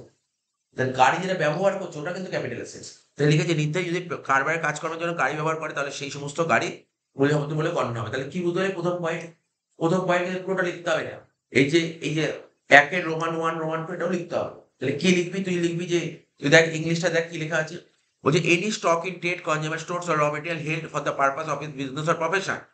ঠিক আছে, এটাকে ক্যাপিটাল অ্যাসেট বলা হয়, কিন্তু তার সঙ্গে দুটো ক্লজ আছে। ক্লজটা কি, অ্যাসেট যদি কার বিজনেসে ইনভলভ থাকে, তাহলে ওই স্টক গুলোকে কি হবে, ওটাকে ক্যাপিটাল অ্যাসেট নয়। বলছে then stock in trade will not be treated as capital asset but in general business. ঠিক আছে, তো এটা কি ছিল, এটা কার বিজনেস ছিল, এবার জেনারেল বিজনেসে if the car for business purpose, কারটা যদি বিজনেস পারপাসে ইউজ করা হয়, ঠিক আছে, তো that car be treated as capital assets. বোঝা গেল, মাথায় রাখতে হবে 1 নম্বর পয়েন্ট এটা। 2 নম্বর পয়েন্ট, 2 নম্বর পয়েন্ট কি, আমরা কি শিখেছিলাম, পার্সোনাল এফেক্ট বলেছিলাম না, আমরা কি বলি পার্সোনাল এফেক্টকে কিন্তু ক্যাপিটাল অ্যাসেট বলা যায়, পার্সোনাল এফেক্টকে ক্যাপিটাল অ্যাসেট বলা যায়, কিন্তু কিছু কিছু পার্সোনাল এফেক্টকে ক্যাপিটাল অ্যাসেট বলা হয়। যেমন দেখে লিখে personal effect that is to say movable property. Movable property কাকে বলে, মুভেবল প্রপার্টি কাকে বলে, যে সমস্ত প্রপার্টিকে এক জায়গা থেকে আরেক জায়গায় মুভ করতে পারছে, যেমন ফার্নিচার মুভ করা যায়, কিন্তু বাড়ি কি মুভ করা যায় না, বাড়ি মুভ করা যায় না, বাড়িকে কি বলবো, ইমুভেবল প্রপার্টি। তাই বলছি personal effect that is to say movable property, ঠিক আছে, held for personal use by the SSC or any member of his dependent on him. তার মানে পার্সোনাল এফেক্ট কিন্তু তোর ক্যাপিটাল অ্যাসেটের মধ্যে, এখানে কি বলছে, পার্সোনাল এফেক্টকে ক্যাপিটাল অ্যাসেট বলে না। এখানে বাংলায় লিখেছে দেখ, নির্ধারিত নিজেই অথবা তার উপর নির্ভরশীল পরিবারের কোনো সদস্যের ব্যবহার্য গয়না বা অলংকার ছাড়া ব্যক্তিগত তৈজসপত্র, ঠিক আছে, পরিধেয় বস্ত্র এবং আসবাবপত্র। ঠিক আছে, তো তার মানে এখানে কি লিখেছে আমার কথা শুনে না, পার্সোনাল এফেক্টকে কিন্তু ক্যাপিটাল অ্যাসেট বলে না, পার্সোনাল এফেক্টকে ক্যাপিটাল অ্যাসেট বলে না। ঠিক আছে, পার্সোনাল এফেক্টকে ক্যাপিটাল অ্যাসেট বলে না, কিন্তু কিছু কিছু পার্সোনাল এফেক্টকে ক্যাপিটাল অ্যাসেট বলে, কিছু কিছু, যেমন কি বলেছিলাম বল, মনে আছে, অর্নামেন্টস, জুয়েলারিকে কিন্তু ক্যাপিটাল অ্যাসেট বলা হয়। আমি বললাম কিছু কিছু পার্সোনাল এফেক্টকে ক্যাপিটাল অ্যাসেট বলে না। ঠিক আছে, পার্সোনাল এফেক্ট যেগুলো তোমার মুভ করা যায়। এখানে দেখ লিখেছে যে তোমার ব্যক্তিগত সম্পত্তি হতে গেলে কি হতে হবে, দুটো শর্ত পূরণ করতে হবে, ওটাকে কি হতে হবে, মুভেবল হতে হবে, আর একটা কি, ব্যক্তিগত কাজে ব্যবহার করতে হবে। তুই এত না লিখলেও হবে এখানে, এত ডিটেলস না লিখলেও হবে। 2 নম্বর পয়েন্টে লিখবি যে এই যে এখানে লেখা আছে personal effect that is to say wheel property help are personal use by the associate or any member of his family dependent on him. এটা লিখে দিবি 2 নম্বর পয়েন্ট। তাহলে কি কি পয়েন্ট বললাম বুঝতে পারলি? একটা স্টকের পয়েন্ট বললাম, একটা পার্সোনাল এফেক্ট বললাম, তো আরো দুটো পয়েন্ট বলতে হবে। সোজা পয়েন্ট তুলে নি এখানে। এই দেখ 4 নম্বর পয়েন্টটা সোজাই আছে, বা তুই এর ডেটা যদি মুখস্থ করতে না পারিস তাহলে 5 আর 6 দেখ। 5 এরটা কি বলে? Special BRR bond 1991 issued by the central government. Central government 1991 সালে যে স্পেশাল বিআরআর বন্ডটা যে ইস্যু করেছিল এটাকে ক্যাপিটালিস্ট বলা হয়। ঠিক আছে? তাহলে কি বললাম? Special BRR bond 1991, special BRR bond 1991 issued by the central government. ঠিক আছে তো? এটাকে কিন্তু ক্যাপিটালিস্ট বলে না। এটা কি? Gold deposit bond issued by the gold deposit scheme 1990। ঠিক আছে? 1999 এটাকেও কিন্তু ক্যাপিটাল অ্যাসেট বলে না।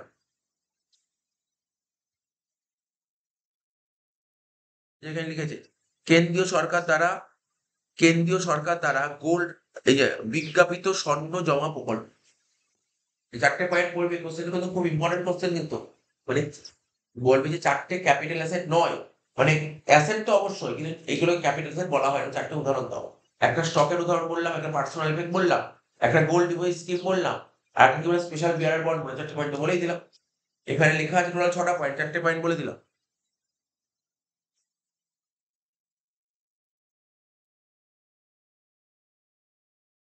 নেক্সট কি বলেছে? অর্ডার দিয়েছে in which case a capital asset event held for less than 36 month before it's transfer will be treated as long term capital assets.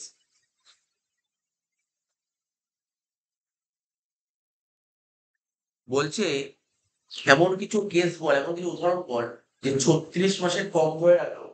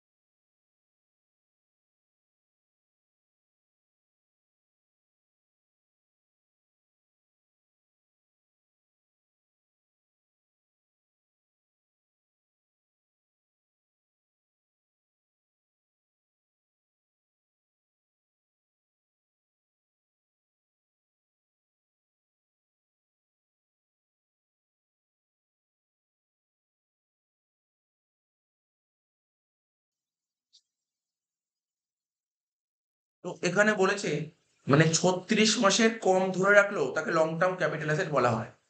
Listed কোম্পানির ইকুইটি শেয়ার, ঠিক আছে, লিস্টেড কোম্পানির equity share answer হতে পারে, equity oriented mutual fund হতে পারে, listed কোম্পানির debenture হতে পারে, ঠিক আছে তো, আনলিস্টেড কোম্পানির শেয়ার হতে পারে, ঠিক আছে তো, আর কত বলবে, ল্যান্ড বিল্ডিং হতে পারে, এইগুলো অনেকগুলো নাম হতে পারে। বলছে এখানে বলে যে কোন কোন ক্ষেত্রে এটা হতে পারে, এটার নামগুলো বলে দিল, এক্সাম্পল গুলো বলে দিল।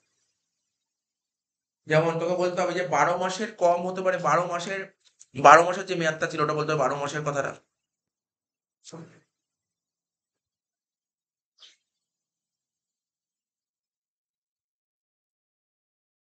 12 মাসেরটা বলতে হবে, আর 24 মাসটা বলতে হবে। 12 মাস আর 24 মাসের চেষ্টা করতে হবে। বলতে হবে যে 12 মাসটা কি লিস্টেড কোম্পানি ইকুইটি শেয়ার ছিল, listed company equity share, listed company debenture, এইগুলো 12 মাসের বেশি হোল্ড করলে, 12 মাসের বেশি হোল্ড করলে এটাকে লং টার্ম ক্যাপিটাল শেয়ার। এখানে কি ছিল, আনলিস্টেড কোম্পানি ইকুইটি শেয়ার। আর একটা কি ছিল, আনলিস্টেড কোম্পানি ইকুইটি শেয়ার, একটা কি বলো, হাউস, না হাউস বিল্ডিং ল্যান্ড, এগুলো 24 মাস, এটা লিখতে হবে। নেক্সট কি বলেছে, বলছে কোন কোন গুলোকে বলছে state which of the following transaction are transfer and which are not transfer. বলছে এইগুলোর মধ্যে কোনগুলোকে ট্রান্সফার বলে আর কোনগুলোকে ট্রান্সফার বলে না। যেমন দেখ, এখানে বলছে sale of residential house, gift of jewellery, ঠিক আছে তো, compulsory acquisition of land by the government are exchange of asset. দেখ এই কোশ্চেনটা যত সোজা কোশ্চেন ছিল, এই কোশ্চেনটা যত সোজা কোশ্চেন ছিল। বলছে রেসিডেন্সিয়াল হাউস বিক্রি করলি এটা ট্রান্সফার কি ট্রান্সফার বলতে হবে, জুয়েলারি গিফট করলি এটা ট্রান্সফার কি ট্রান্সফার, ঠিক আছে তো, compulsory acquisition of land by the government, ঠিক আছে তো, এটা ট্রান্সফার কি ট্রান্সফার নয়, আর এক্সচেঞ্জ অফ অ্যাসেটস এগুলো ট্রান্সফার কি ট্রান্সফার, এগুলো তোকে করে ফেলতে হবে। জাস্ট একবার করে ট্রান্সফার হলে ট্রান্সফার, ট্রান্সফার না হলে ট্রান্সফার নয়। নেক্সট আদার সোর্স থেকে একটা অঙ্ক দিয়েছে, কি দিয়েছে, এই অঙ্কটা স্টার্ট করতে হবে, তো চ দাগ কাট।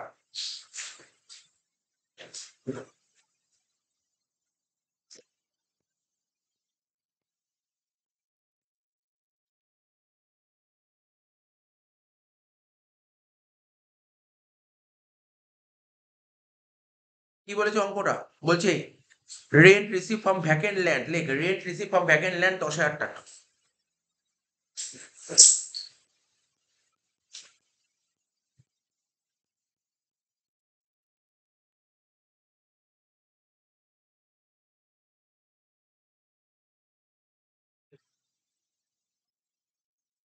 Rent receive from vacant land 10,000 টাকা, ঠিক আছে, লিখে দিলাম।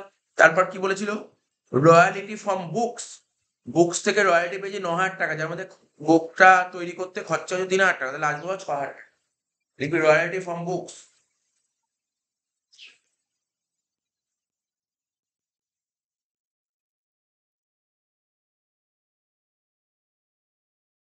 টাকা, এর থেকে মাইনাস করবি expenses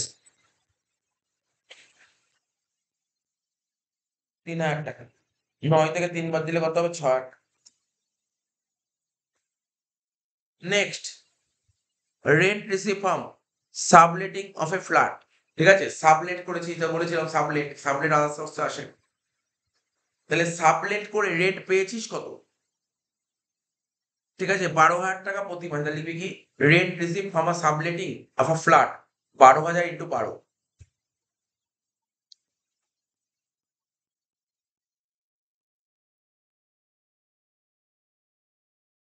rent receive from subletting of a flat কত বলেছে, 12,000 ইন্টু 12 মানে 1,44,000। সাবলেট করে কত টাকা কামিয়েছিস, সাবলেট দিয়ে 1,44,000 কামিয়েছিস। এবার সাবলেট করার জন্য কারোর বাড়ি ভাড়া নিতে হয়েছে, যার বাড়ি ভাড়া নিয়েছিস তাকে ভাড়া দিতে হবে, কত টাকা ভাড়া দিয়েছিস, 6,000 টাকা করে প্রতি মাসে, তাহলে মাইনাস করবি rent paid 6,000 into 12,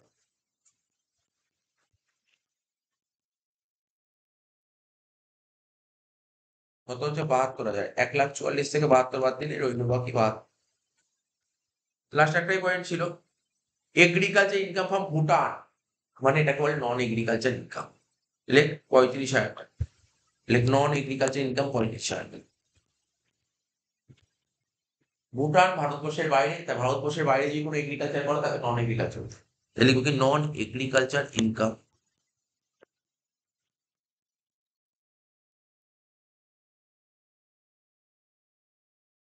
from Bhutan 35,000 টাকা।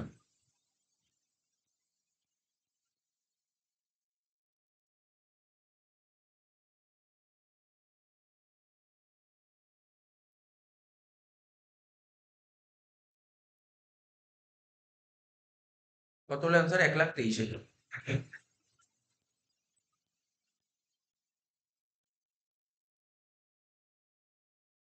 Income from other source.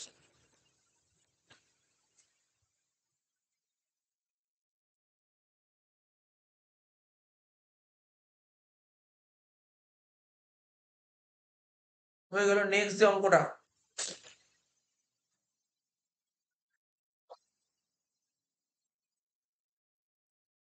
5 দাগের অঙ্কটা হাউস প্রপার্টির অঙ্ক। কি বলেছে? সে Nirmal Bose is the owner of 2 houses. ঠিক আছে, information relating to the 2 house for the previous year. ঠিক আছে, দুটো বাড়ি বলছে, একটা হাউস 1 কলকাতায়, হাউস 2 দিল্লিতে। হাউস 1 সেলফ অকুপাইড বলে দিয়েছে। হাউস 1 বলেছে সেলফ অকুপাইড। ঠিক আছে, তো টাকাটাকে রুপিসের 3টে ঘর কর।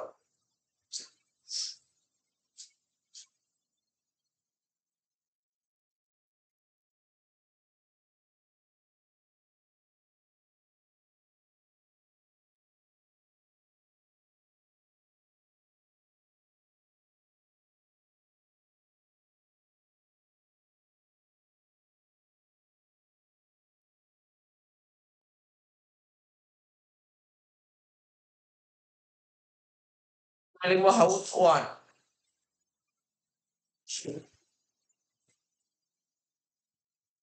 প্রথমে লিখবো হাউস 1, ব্র্যাকেটে লিখবো self occupied.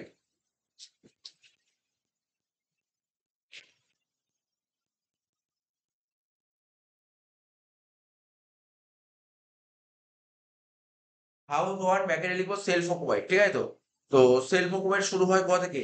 Net annual value থেকে। প্রথমে লিখবো নেট অ্যানুয়াল ভ্যালু,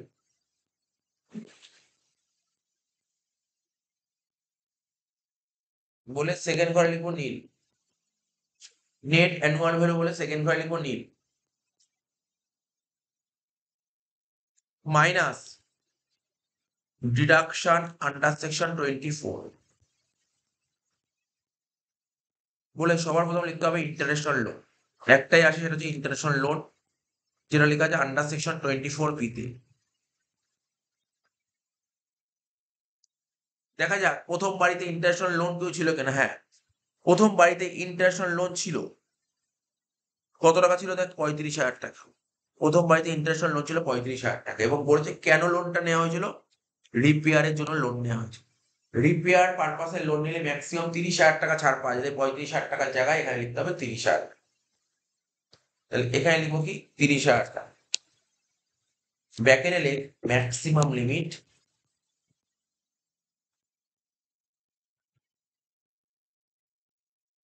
is 30,000। রিপেয়ারের জন্য লোন নিলে ম্যাক্সিমাম 30,000 টাকা ছাড় পাওয়া যায়। নীল থেকে 30 বাদ দিলে কত হবে? অ্যান্সার হবে -30,000। প্রথম বাড়ি কম। এবার দ্বিতীয় বাড়িতে চলে আসবে, হাউস 2।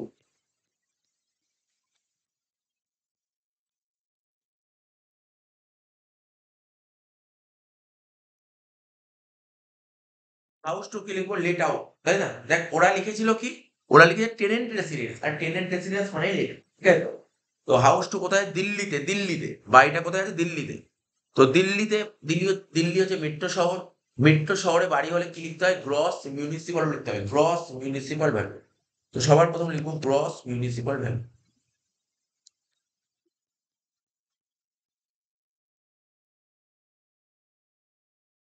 সবার প্রথম লিখবো কি গ্রস মিউনিসিপাল ভ্যালু। তোমাকে গ্রস কত দিয়েছে? আমাকে 2,70,000 দিয়েছে। কি নেট? নেট দিয়ে দিয়েছে। নেট থাকলে গ্রস যেতে গেলে কি হতে হবে? 10/9 মাল্টিপ্লাই করতে হবে। 2,70,000 ইন্টু 10/9 লিখে দিই।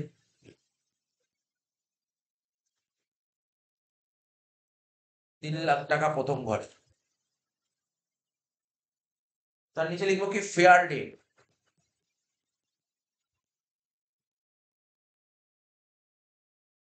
ফেয়ার রেন্ট কত বলেছে এখানে? ফেয়ার রেন্ট বলে 3,40,000। লিখবো ফেয়ার রেন্ট 3,40,000।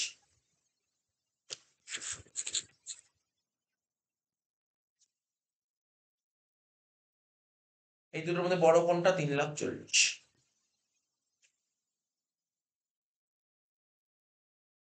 এবার এর নিচে লিখবো কি স্ট্যান্ডার্ড রেট। স্ট্যান্ডার্ড রেট বলেছে অঙ্কে কিছু? না বলেনি কিন্তু স্ট্যান্ডার্ড রেট। তাহলে কি লিখবো? না বললে কি লিখতে হয়? নট অ্যাপ্লিকেবল, মানে এ নিয়ে লিখতে হবে। এ নীল লেখা যাবে না, কিন্তু নীল লিখলে কেটে দেবে। নীল মানে জিরো, নীল মানে জিরো। ঠিক আছে তো? এখানে স্ট্যান্ডার্ড রেট অবশ্যই কিছু না কিছু আছে, বাট এখানে বলেনি, না বললে নট অ্যাপ্লিকেবল। 3,40,000 লিখবো এখানে। যেটা বেরোলো তাকে বলে step 1, reasonable expected rate.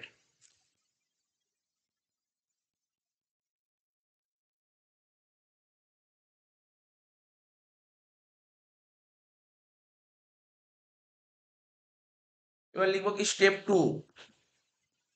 Step 2 দিয়ে লিখবো কি অ্যানুয়াল রেন্ট। Annual rent. এবার কোশ্চেন পড়ে দেখা যাক অ্যানুয়াল রেন্ট কত বলেছে অঙ্কে আমাকে। অঙ্কে আমাকে অ্যানুয়াল রেন্ট বলেনি, অঙ্কে আমাকে 3,00,000 টাকার রেন্ট রিসিভ বলেছে। এইবার রেন্ট রিসিভ তো বলেছে, এবার দেখতে হবে ভ্যাকেন্ট আছে কিনা। এই দেখ ভ্যাকেন্ট আছে 2 মাস, তার মানে রেন্ট পেয়েছি বলছে 3,00,000 টাকা। তাহলে 1 বছর তো 12 মাসে, তো 12 মাসের মধ্যে 2 মাস ঘর ফাঁকা ছিল, তাহলে ক মাসের ভাড়া পেয়েছি? 12 মাসের মধ্যে 2 মাস ঘর ফাঁকা ছিল, 10 মাসের ভাড়া পেয়েছি। তার মানে এই 3,00,000 টাকাই তো 10 মাসের টাকা, হ্যাঁ কি না? 3,00,000 টাকায় 10 মাসের টাকা, 12 মাসে কত হবে? 3,60,000। বুঝতে পারলি? এই জায়গাটা দেখেছি হাউস বোর্ড স্টুডেন্টরা এই জায়গাটাকে খুব গন্ডগোল, এই অ্যানুয়াল রেন্টটা লিখতে গিয়ে গন্ডগোল করে ফেলে। ওরা যখনই ওরা ওখানে কি দিয়েছে? রেন্ট রিসিভ দিয়েছে তো। ওরা রেন্ট রিসিভ কত দিয়েছে বলে? রেন্ট রিসিভ 3,00,000 টাকা দিয়েছে। রেন্ট রিসিভ মানে কি? আজকে তুই ভাড়া বসিয়েছিস, রেন্ট রিসিভ মানে তুই ভাড়া পেয়েছিস, হাতে হাতে পেয়েছিস ভাড়া, 3,00,000 টাকা ভাড়া পেয়েছিস। এইবার অ্যানুয়াল মানে কি? 12 মাস। 12 মাসে তো 1 বছর হয়। বলেছে 2 মাস ঘরটা ফাঁকা রেখে দিস। তাহলে তুই ভাড়া পেয়েছিলি ক মাসে? 10 মাস। তাহলে 10 মাসেই তো 3,00,000 টাকা পেয়েছি। বুঝতে পারলি তো? এটা মাথায় রাখবি। তাহলে অ্যানুয়াল রেন্ট কত লিখবি এখানে? 3,00,000 বাই 10 ইন্টু 12, তাহলে কত হলো? 3,60,000। এখানে 3,60,000 হয়ে গেল। দুটোর মধ্যে বড় কোনটা? 3,60,000। দুটোর মধ্যে বড় কোনটা? 3,60,000। যেটা বেরোলো তাকে বলা হয় step 3। Less higher of step 1 and step 2। কি লিখলাম? Higher of step 1 and step 2। লিখলাম higher of step 1 and step. লিখে দিলাম। ঠিক তার নিচে লিখতাম less loss due to vacancy. Less loss due to vacancy. ক মাস ভ্যাকেন্ট ছিল বলতে পারবি তো? না বললে আমি বলেছি। দেখ শোন, তোর অ্যানুয়াল রেন্ট ছিল 3,60,000, রেন্ট পেয়েছিল 3,00,000, তাহলে কত টাকা শর্ট আছে? ডিফারেন্স কত? 60,000 টাকা। এটাই ছিল লস ডিউ টু ভ্যাকেন্সি। কত লিখবো? 60,000। দেখি দে, 3,60,000 মাইনাস 3,00,000 কত হলো? 60,000। 3,60,000 থেকে 60 বাদ দিলে কত হলো? 3,00,000 টাকা। এটাকে বলা হয় কি? Gross annual value, gap.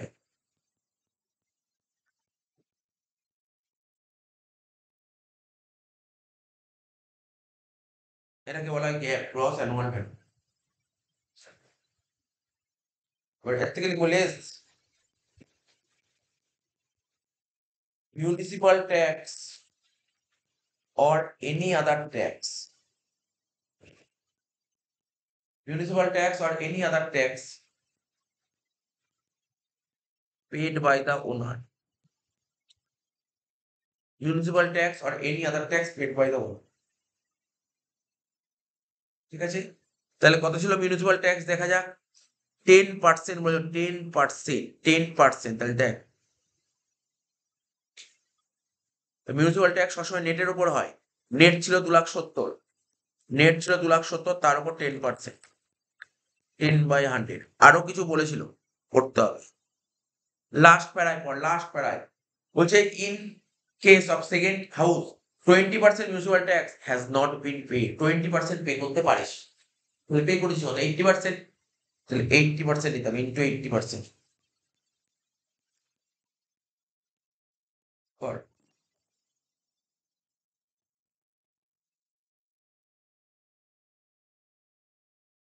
21,600 টাকা।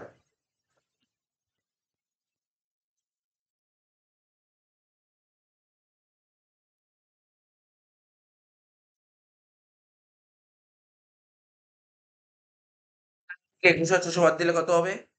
2,78,400, 2,78,400, এটাকে বলা হয় নেট অ্যানুয়াল ভ্যালু, এটাকে বলা হয় নেট অ্যানুয়াল ভ্যালু।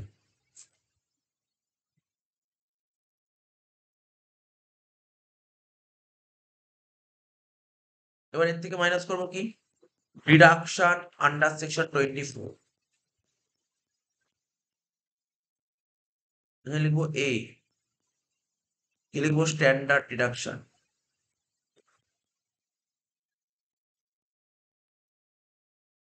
কত লিখবো? 2,78,400 এর উপর 30%,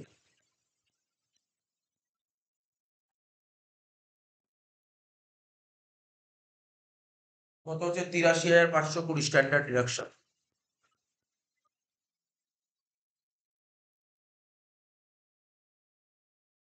আর পি দিয়ে লিখবো কি? Interest on loan.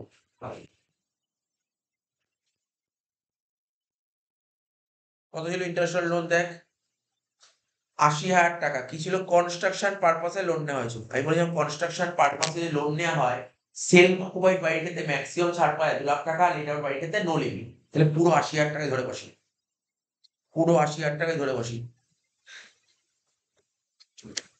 তাহলে 80,000 টাকা 163,520।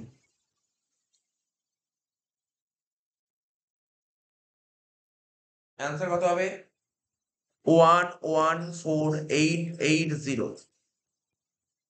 তাহলে লেট আউট বাড়ি থেকে ইনকাম হলো 1,14,880, আর সেলফ অকুপাইড বাড়ি থেকে লস হয়ে 30,000।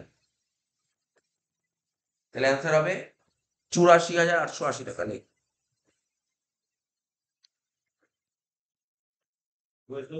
880, যেটা বেরোলো তাকে বলা হয় income from house property.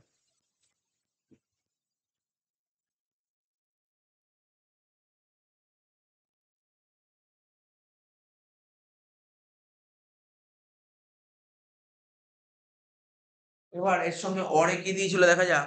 Discuss the deductibility of international loan while computing income house property under income tax act in the following cases: loan taken by mortgaging self residential house utilized for education of child। তার মানে বাড়ি বন্ধক রেখে, যে বাড়িতে বসবাস সেই বাড়িটা বন্ধক রেখে ছেলের পড়াশোনার জন্য, চাইল্ডের পড়াশোনা করার জন্য, মানে বাড়ি বন্ধক রেখে লোন নেওয়া হয়েছিল, সেই লোনের টাকা দিয়ে ছেলের পড়াশোনা চালানো হচ্ছে। এটা কি ছাড় পাওয়া যাবে? না, এটা হচ্ছে আন্ডার সেকশন 24 বিতে এর কোনো ছাড় নেই, এর কোনো ছাড় নেই, ঠিক আছে, এর কোনো ছাড় নেই, ঠিক আছে, এর কোনো ডিডাকশন পাওয়া যাবে আন্ডার সেকশন 24 বিতে, এটা বলা আছে, ঠিক আছে। 2 নম্বর বলছে loan taken by mortgage self house utilise repair of that house. ছাড় পাওয়া যাবে? হ্যাঁ ছাড় পাওয়া যাবে, রিপেয়ার করতে লোন নিলে ছাড় পাওয়া যাবে, ঠিক আছে। আন্ডার সেকশন 24 বিতে এটা লেখা আছে। দুটো পয়েন্ট বলে দিলাম। এই অঙ্কটা খুব মজাদার অঙ্ক দিচ্ছে, অঙ্কটা দেখ, এটা পুরো মিসিং টাইপের অঙ্ক। এই অঙ্কটা দেখ, অঙ্কটা হেভি অঙ্ক। বলছে সে Kamal Mahapatra is the owner of a let out house in Kolkata if during the previous year income of the house is determined stated below under the income tax act. Complete statement কি করবি জানিস? কাজটা আমি তোকে বলছি। এটা দেখে দেখে, যেমন টোকা আছে এটা দেখে দেখে টোক, খাতায় টোক, দেখে দেখে সুন্দর করে খাতায় টোক, কেমন লেখা আছে দেখে দেখে দিতে হবে, ঠিক আছে, যেমন আছে দেখে দেখে টোক খাতায়।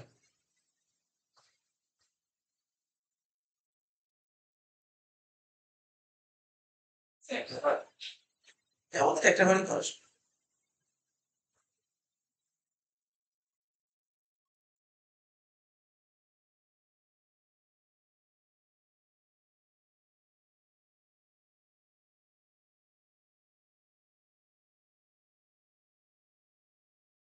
পরের অঙ্কটা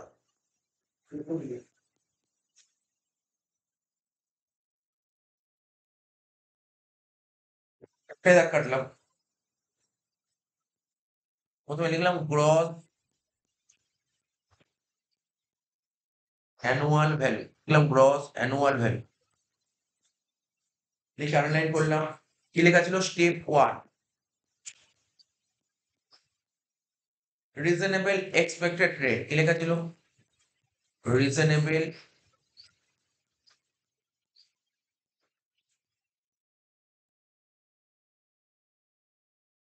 রিজনেবল এক্সপেক্টেড রেট। এর নিচে লেখা ছিল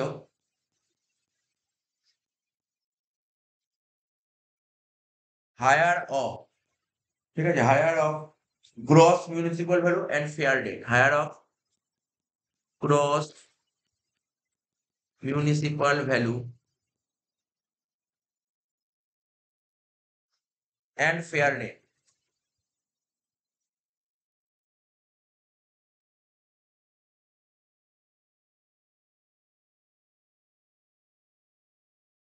subject to maximum of standard rate.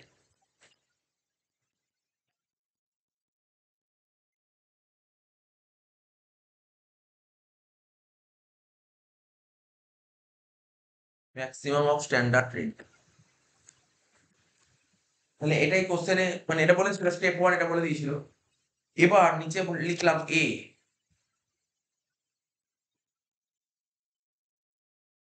তার নিচে লিখবো বি, তার নিচে লিখবো সি। এতে কি লিখবো? Gross municipal value.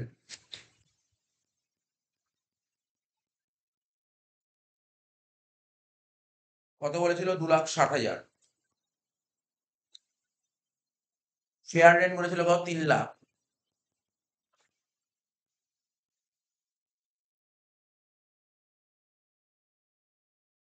Standard rate বলেছিল 3,40,000।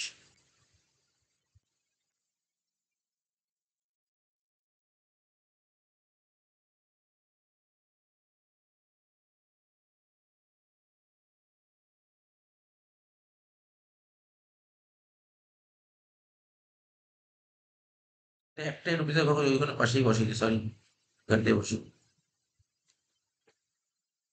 স্ট্যান্ডার্ড রেট কত বলেছিল? 3,40,000, তাই তো? এবার দেখ, করবো পরে, আগে এইটুকু করে নিই। এই তো দিয়েছিল তোকে, কি বললাম বলতো? এবার পড়ছি স্টেপ 1টা, বলছি স্টেপ 1টা পুরো টুকলাম, এবার স্টেপ 1 এর অ্যান্সারটা করবো, তারপর স্টেপ 2। ঠিক আছে তো? কি বলেছে ওরা? এই তো কোশ্চেন দিয়ে তারপর এখানে একটা কোশ্চেন মার্ক দিয়েছিল, দেখেছিলেন? একটা কোশ্চেন মার্ক দিয়েছিল, তোদের কোশ্চেন মার্ক দিতে হবে। ওরা বলেছিল গ্রস অ্যানুয়াল ভ্যালু। স্টেপ 1 কি দিয়েছিল? Reasonable expected rate. লিখেছিল যে higher of gross municipal value and fair rate subject to maximum of standard rate.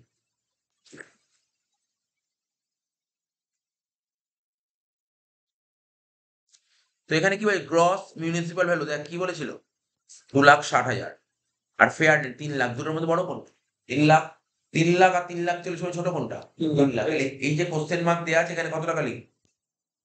এই যে কোশ্চেন মার্ক দেওয়া আছে এখানে অ্যান্সার কত লেখা উচিত? 3 লাখ হয়ে গেল।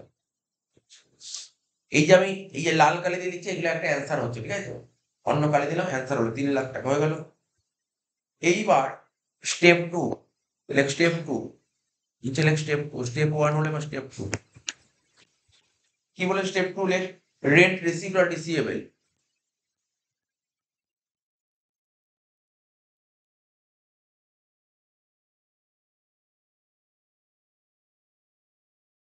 কত বলেছে? রেন্ট রিসিভড আর রিসিভেবল বলেনি, কোশ্চেন মার্ক দিয়ে তোকে কোশ্চেন মার্ক তুলে দিয়েছে, ঠিক আছে? তাহলে আর একটু করি, তারপর লেখা যাবে। এবার দেখ, rent received receivable question mark দিয়েছে তো। তা আমরা কি শিখছিলাম? আমরা শিখেছিলাম কি বল? এই যে এই 3 লাখ টাকা আর এইটা, এই দুটোর মধ্যে যেটা বড় তাকে বলা হতো গ্যাপ, ঠিক আছে? এই দুটোর মধ্যে যেটা বড় তাকে বলা হতো গ্যাপ। লেখ স্টেপ 3 কি লিখবো? Gross annual value. যেটা বেরোতো সেটা এখানে লিখতাম, এটাও দেয়নি কোশ্চেন মার্ক। আমার কথাটা বুঝতে পারছিস তো? 3 লাখ টাকা, আমি এটা বেরোলো 3 লাখ টাকা, কি বেরোলো? আর স্টেপ 1 বেরোলো 3 লাখ টাকা। স্টেপ 2 অঙ্কে দেয়নি, বের করতে হবে। স্টেপ 2 দেয়নি। আমরা কি করতাম? স্টেপ 1 আর 2 এর মধ্যে এটা বড় তাকে বলতাম গ্যাপ, তাহলে স্টেপ 2 যদি যাবত দেয়নি তাহলে গ্যাপও তো বের করতে পারবি না। নিচে লে, তারপরে কি লিখতাম বল? গ্যাপ লেখা ছিল কি, এখানে লেখা ছিল হাইফেন দিয়ে লেখা ছিল higher of step 1 and step 2। এর থেকে লেস করব কি? Municipal tax paid.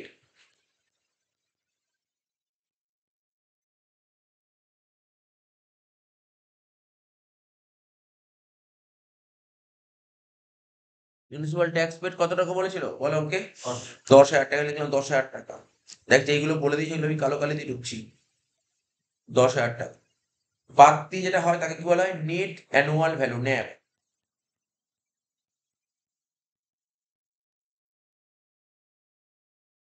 এটা কোশ্চেন মার্ক দিয়ে, এটাও বলেনি net annual question mark, nap হয়ে গেল। তারপর কি করতে হবে? এর থেকে লেস ওরা লিখে দিয়েছে যে যেমন হয় তেমন লিখছি, স্ট্যান্ডার্ড ডিডাকশন।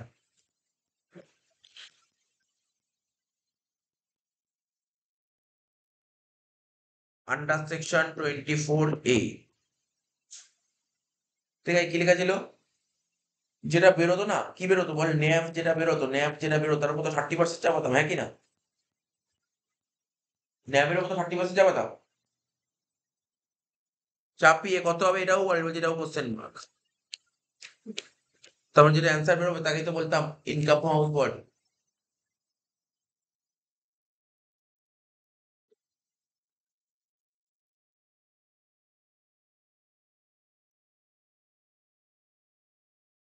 পরের কথা আছে। তো এখানে ইনকাম ফ্রম হাউস প্রপার্টি কত বলেছে বল? ইনকাম ফ্রম হাউস প্রপার্টি কত বলেছে? 2,45,000। এত অব্দি হয়ে গেছে? দেখ কি করে করবো, দেখ এবার দেখ। আমি কালো কালি ইউজ করছি, দেখ এদিক টাকা। এই যে আমি যে তোকে বলছি, আমরা যখন আগে অঙ্ক করতাম, এটার নিচে একটু রাফ দেখাচ্ছি, রাফ নিচে যখন অঙ্ক করতাম, একদম অঙ্ক করতাম, আমরা হাউস প্রপার্টি অঙ্ক করতাম, কি লিখতাম এখানে? স্ন্যাপ। আগের দিন করেছিলাম ন্যাপ, লিখতাম ন্যাপ। ন্যাপ যে টাকাটা বেরো, আর বাদ ন্যাপের অ্যামাউন্ট বলছে, তো সাপোজার বলছে, অঙ্কদার বলছে 5,00,000 টাকা ন্যাপ। ঠিক আছে, 5,00,000 টাকা ন্যাপ। তার থেকে কি করতে মনে পড়ে? ডিডাকশন আন্ডার সেকশন 24 করতে। এখানে কি লিখতি? এসডি লিখতাম না, স্ট্যান্ডার্ড ডিডাকশন। কত পার্সেন্ট? 30%। কি করে করতি? 5,00,000-এর 30%, 1,50,000 টাকা করতি। ইন্টারেস্ট লোন তো সাপোজ অঙ্কে নেই, তাহলে কত করতে? 3.5 লাখ টাকা। এটা তো হাউস বডি ইনকাম। আমি এটাকে 70 বলতে পারি? বল দেখি, এটাকে 70 বলা যায়? এটাকে 70 বলা যায়? তুই 30%, এটাকে লিখলি স্ট্যান্ডার্ড ডিডাকশন হলো 30। এই যে ন্যাপ, ন্যাপ 100, তুই স্ট্যান্ডার্ড ডিডাকশন কার উপর চাপালি? স্ট্যান্ডার্ড ডিডাকশন কার উপর চাপ? ন্যাপের উপর, যার উপর চাপাতে তাকে 100 নেবে। এটা হয়ে গেল 100, এটা হয়ে গেল 30, তাহলে এটা তো 70। বলতে পারি 3,70,000। তার মানে এই যে এখানে যে হাউস বডি ইনকাম, এবার মধ্যে শুনবি, এই যে হাউস বডি 2,45,000 দিতে চাই, বলতে পারি এটা 70 ছিল। আর এটা তো 30, স্ট্যান্ডার্ড ডিডাকশন 30, তাহলে এটা কত ছিল? 100 ছিল। সিম্পল ব্যাপার, একদম সিম্পল ব্যাপার। সিম্পল ব্যাপার, ঐকিক নিয়ম, ছোটবেলা ঐকিক নিয়ম করতি। এদিক থেকে ছোটবেলা ঐকিক নিয়ম করতি। 70-এর ভ্যালু 2,45,000। এই যে 70-এর ভ্যালু কি হয়েছে, কি সমস্যা? 70-এর ভ্যালু কত? 2,45,000। 70 ভ্যালু যদি 2,45,000 হয়, তাহলে 100-এর ভ্যালু কত? তারপর ঐকিক নিয়ম ইয়ে করতে, ঐকিক ছোটবেলায় এই যে লিখতে, 70-এর ভ্যালু 2,45,000, তাহলে 1-এর ভ্যালু কত? 2,45,000/70, তাহলে 100-এর ভ্যালু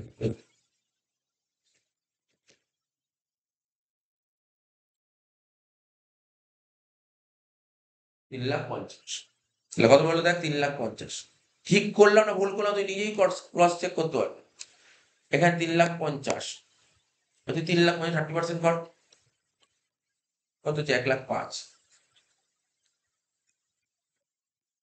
বাদ দিলে এটাই, বুঝতে পারলি ব্যাপারটা?